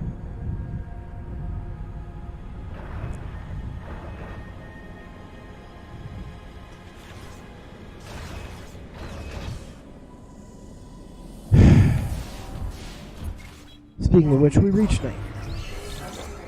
So for Nightmare 1, the fight for the most part really doesn't matter too much. There is a 2-cycle we can do, and we're going to try. But setup for that is mostly just you have to do your damage right the first round, not hard, and then you have to get a rapid fire missile in the second round, a little bit more difficult. And way back when I mentioned Hive Fight, I mentioned that Nightmare 1 used the rapid fire missiles technique using Hive Fight.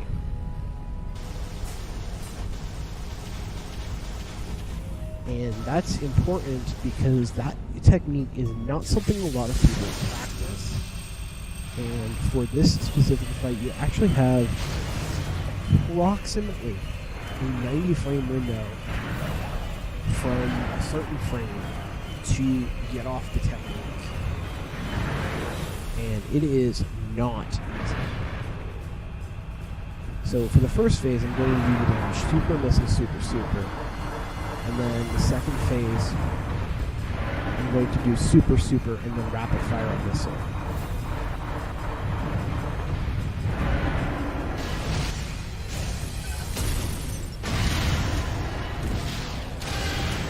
So I do a super and then a missile because as soon as I do the second super, he will actually be at/below 2/3 health.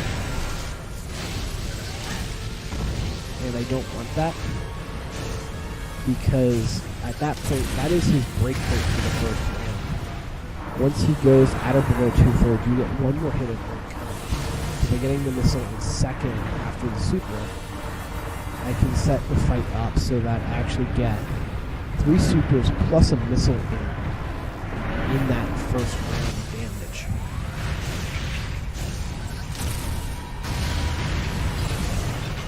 And give me a quick second to focus here, please.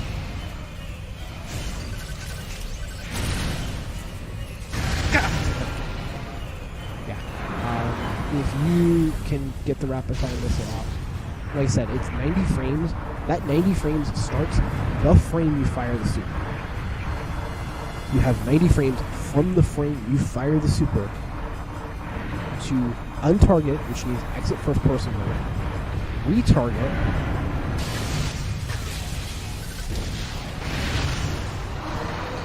and re-enter first person and fire the missile. It's 90 frames. It's an estimate because it's based on the distance between the person right next to you. The sooner the super will hit him, thus the less time you have. So it's really a very, very precise strategy. That said, it's worth going for because even if you miss this missile, it's just the most optimal damage pattern regardless.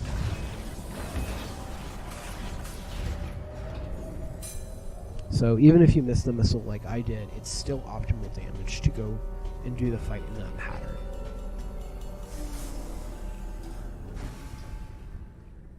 There are other patterns for doing the damage. There's actually one for hard mode, which cuts the number of mid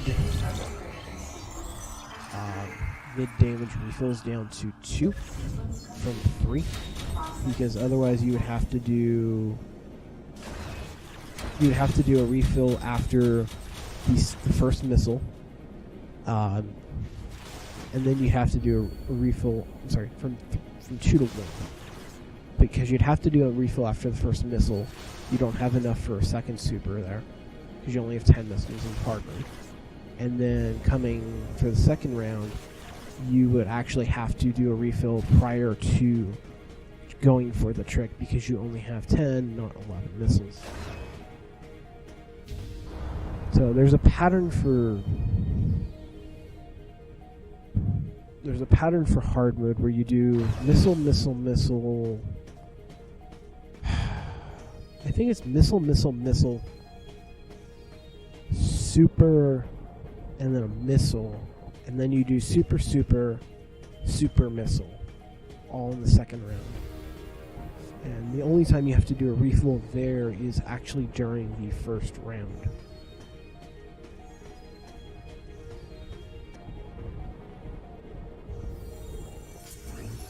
Or second round, I'm sorry. Not the first round, not the second round. That damage pattern really isn't used too much because it's very awkward and kind of does... It's awkward and difficult to learn. And it's doing the fight a little differently in the second round, which you kind of don't want to have to do because of muscle memory.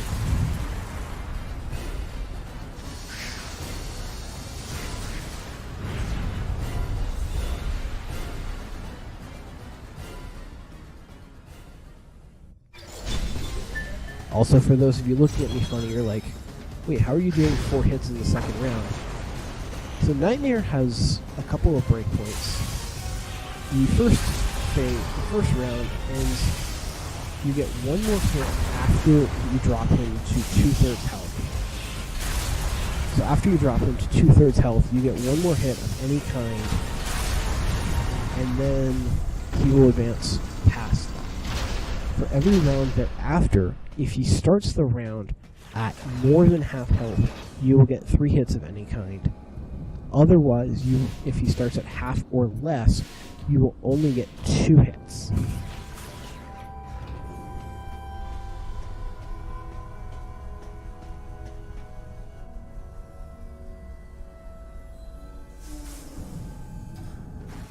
And so the missile, missile, missile, super missile, super, super, super missile pattern works because 3 missiles isn't enough to bring him below 2/3. The super does. And then the normal missile after is your final hit in the first round. And then because the second round starts, he's over half, you get 3 hits. So super, super, and then super with the rapid fire missile is the kill. It's a really... Nightmare 1's a really confusing boss. I try and explain it as best I can, but it's still not an easy boss to understand how it works for breakpoints and stuff. Nightmare 2, on the other hand, a little bit more simple. Freezes tail, and then I'm going to be trying a one cycle here, which is actually quite difficult.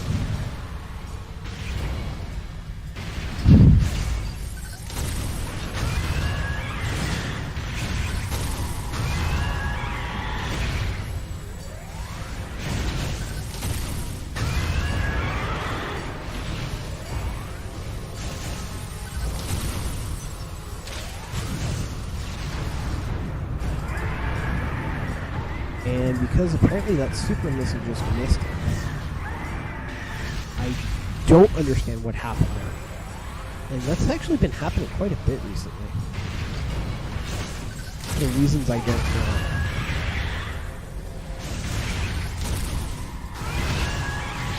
I've just not been getting that fourth super to hit him for some reason.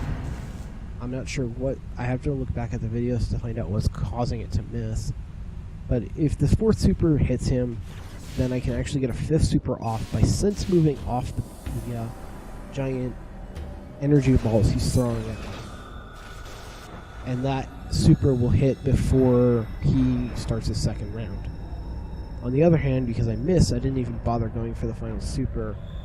I instead simply went for damage on his tail, which let me end that second round really quickly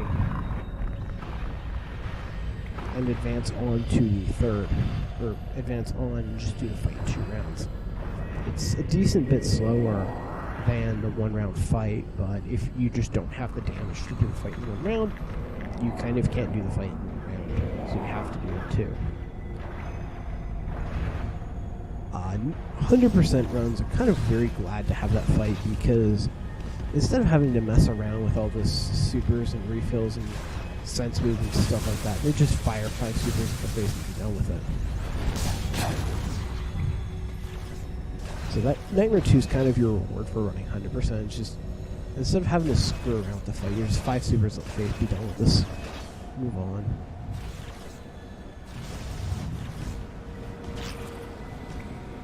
Now, one thing I want to point out is all this movement after Nightmare 2 that I'm doing, at least until I enter the main sector, you might get some deja vu later. You might get a little bit of deja vu later during epilogue.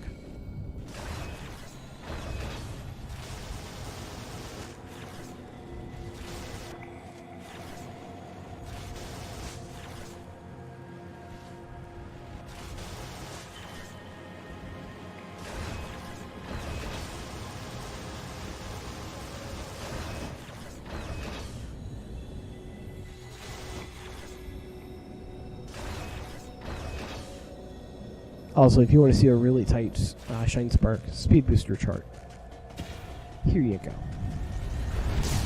Yeah, we're actually running up that slope before we get the speed booster. The game gives you a little bit of a grace window when it comes to actually getting a speed booster on a slope. I don't know why, but it does, and I very much abuse that. Anything the game gives me, you pretty much abuse. It's kind of standard speedrunning.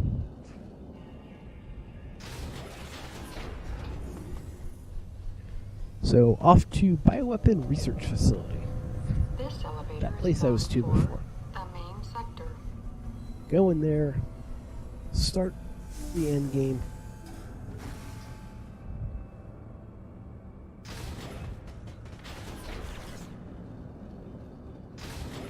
And then we get to epilogue. This elevator is bound for Sector 1.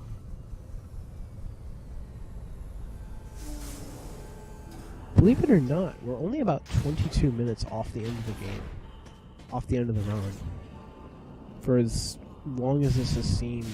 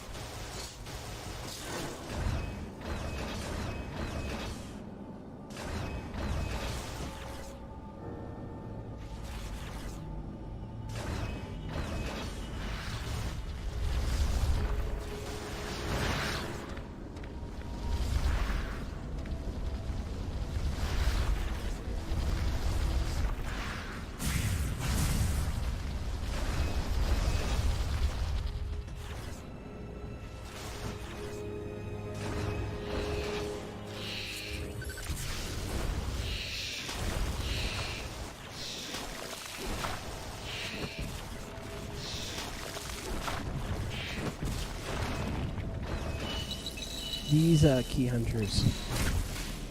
These key hunters are nasty.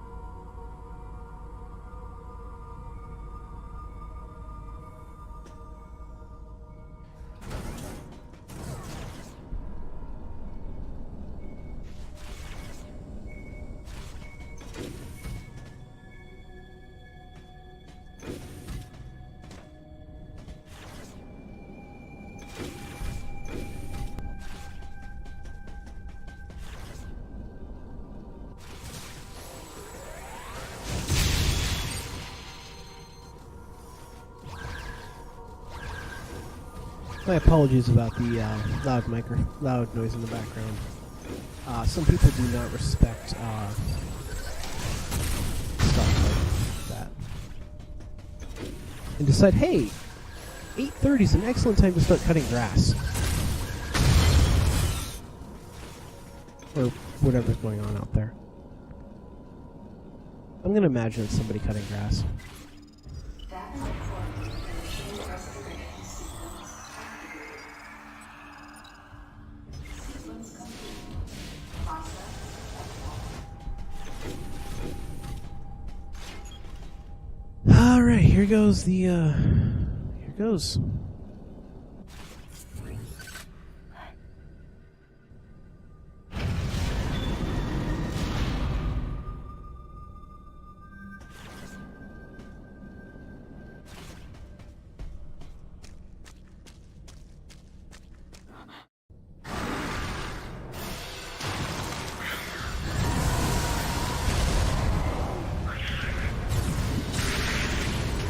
Metroids.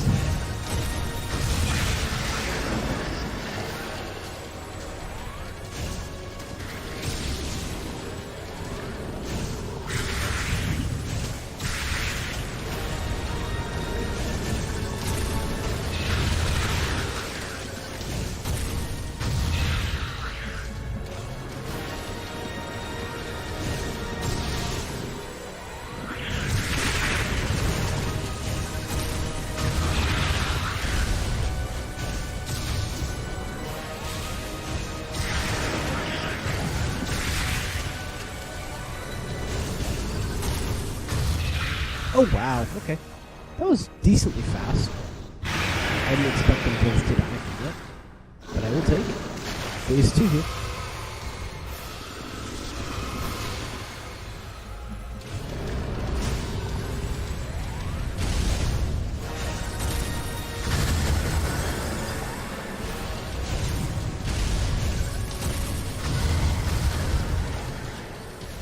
For some reason I don't think that would happen.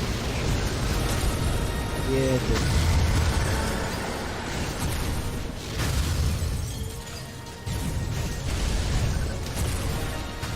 Nice sliding some kill though. Fast 5.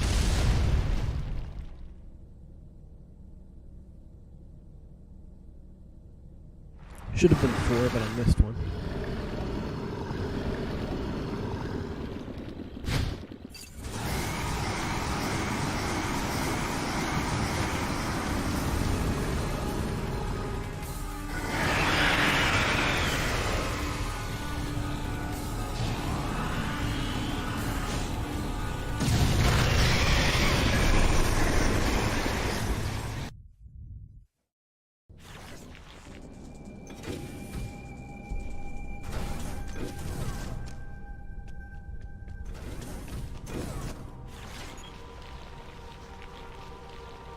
A lot of times when the minimap is misoriented like that from a cutscene, you actually gain control slightly before the minimap starts to turn. But you will start moving in your direction based on the minimap and not based on, you know, your actual position. So you can lose a little bit of time if you start trying to move early and you're not expecting your controls to get reversed, because they will actually get reversed on you.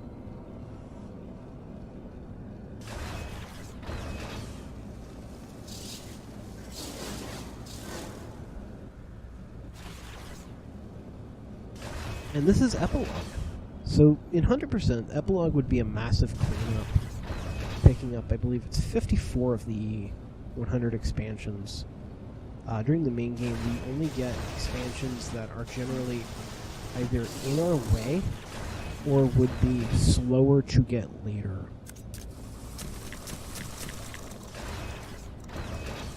So, Epilogue, we end up doing a massive cleanup because we get everything we didn't get during main game.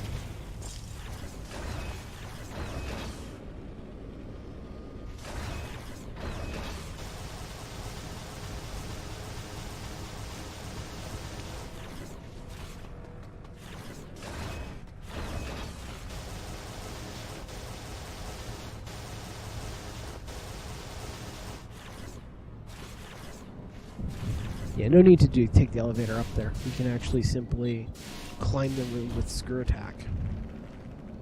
It's faster than raising the platforms and faster than waiting on the elevator. In 100%, you actually have to raise the elevator because you need, or I'm sorry, you have to raise the platforms because you need one of the platforms to be extended in order to grab a missile. But in any percent, no need for that. These are Debrecheurian fights.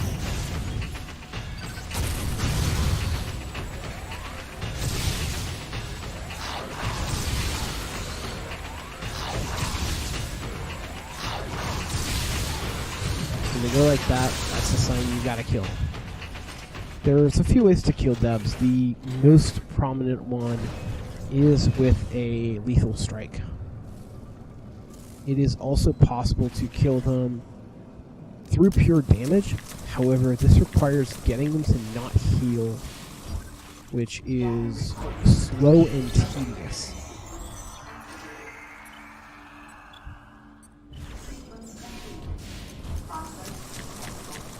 The fastest way is just to super them once. Super does a lot of damage and helps you start to get them down. And then if you hit a charge shot on them at the right time, it'll throw them into the pose where you can lethal strike them.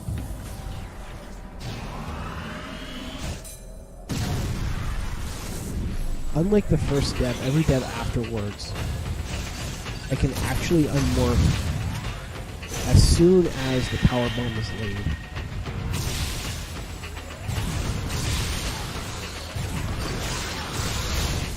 The special attack he did, which I didn't bother doing anything during, is actually a barrier attack. It's a very weird one. Anything you do during that attack, the Debrecheurian automatically reflects back at Samus, and it actually damages Samus. So for that reason, it's best to just do nothing during it.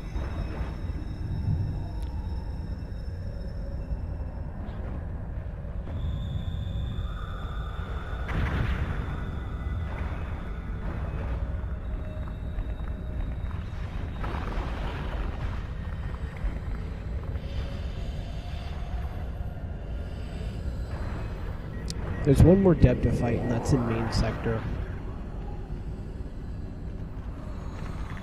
So, there's the Deb to fight, there's Gauntlet enemies, and then there's Phantoon as far as things I have to deal with and fight. So, Gauntlet is actually a challenge of somewhat in any percent run.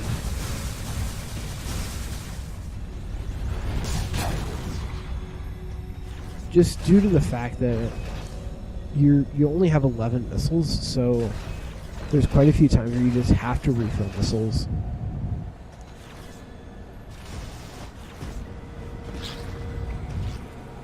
And trying to figure out where to refill missiles, not easy.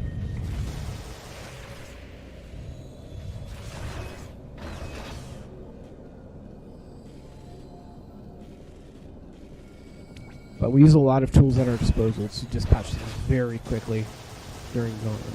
Phantoon is a very annoying boss. I will not be talking during Phantoon. I absolutely need to focus for that fight.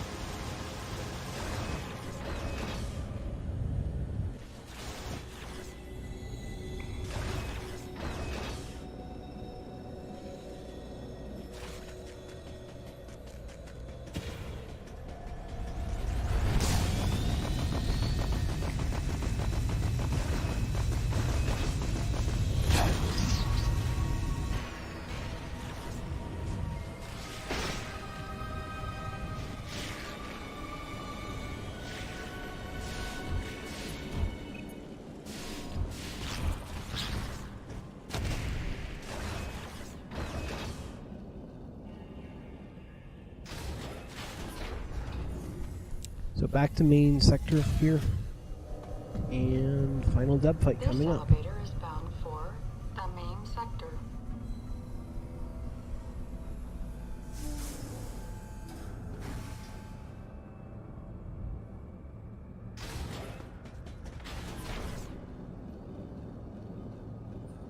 if this is a good deb, then that'll be really nice.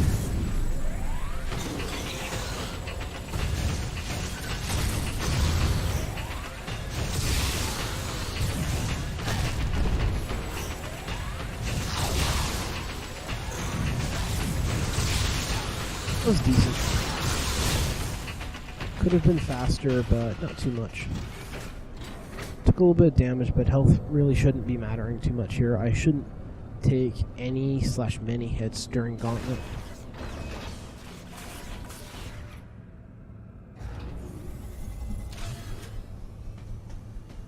Debs can take quite a bit of damage, so if you don't get a good fight, they can eat up a ton of time.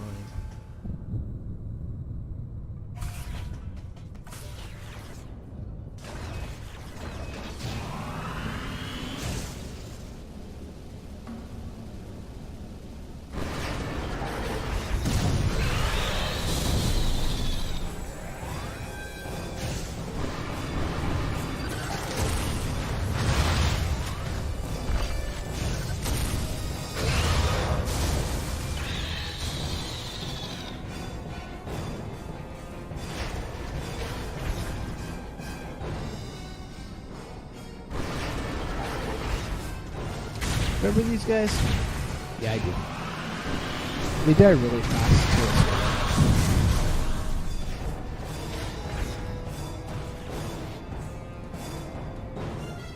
You know what else dies really fast? A scare attack.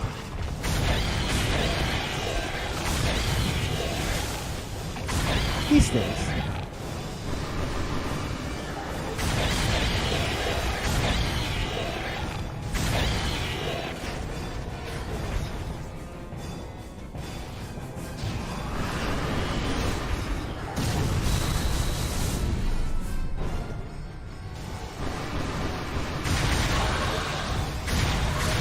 That was very good pirates right there. That was very good pirates, very fast.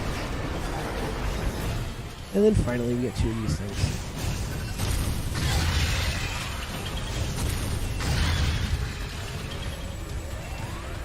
Yeah, we get to fight two of these things.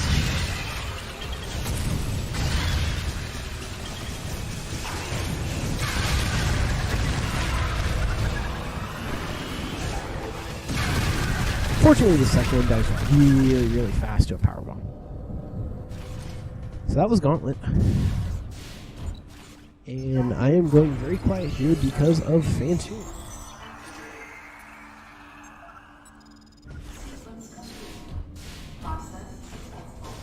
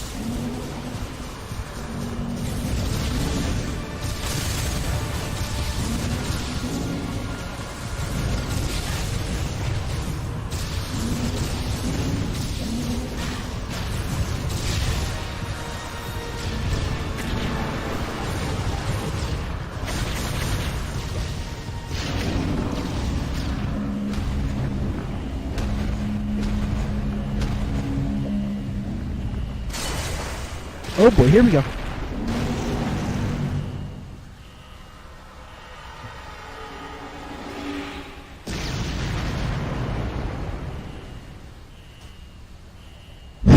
here we go.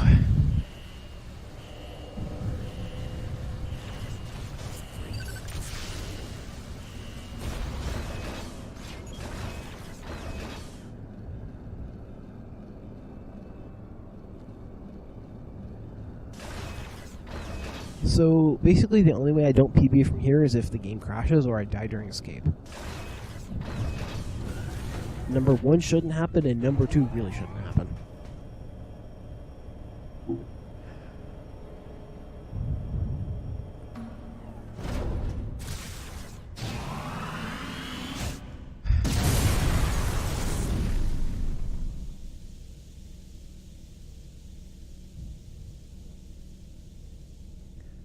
And as they say in the saying, slowly but surely the time comes down.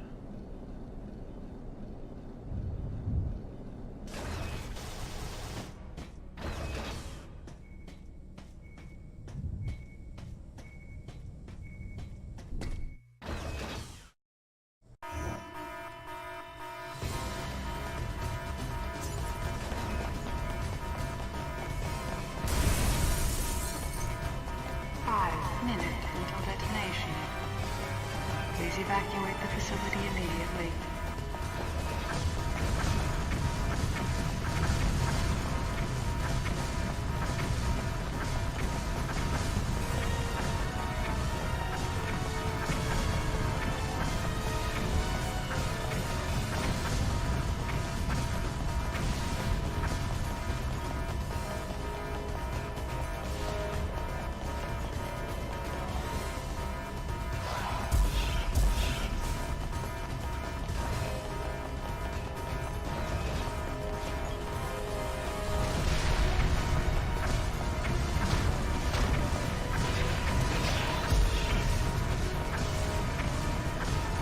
A lot of the escape sequence is simply just running.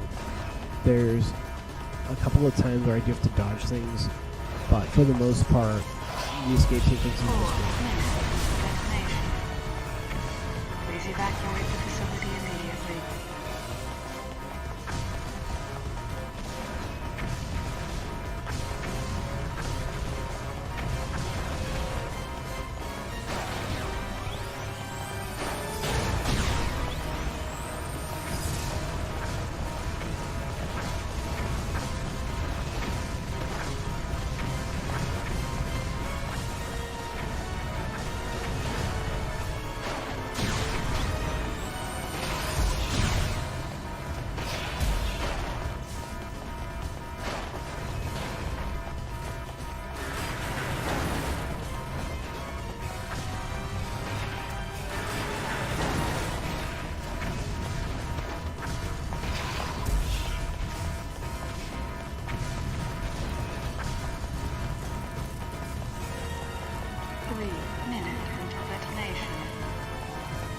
Evacuate the facility immediately.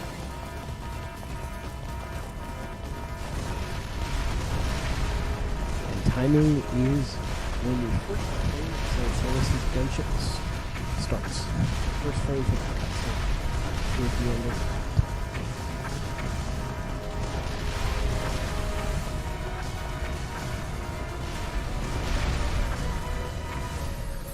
$2:15:49. Sorry for keeping you waiting, Adam. Let's go home.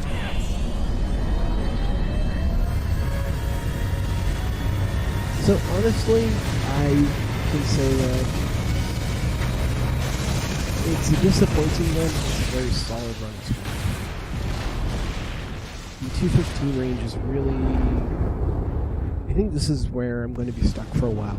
Stuck trying to jump down to 214. This is a high 215, 215.49.69. I'll probably end up going back through later just to be sure it is a 215.49, not a 215.50. So that's a nice PB, 48 second PB.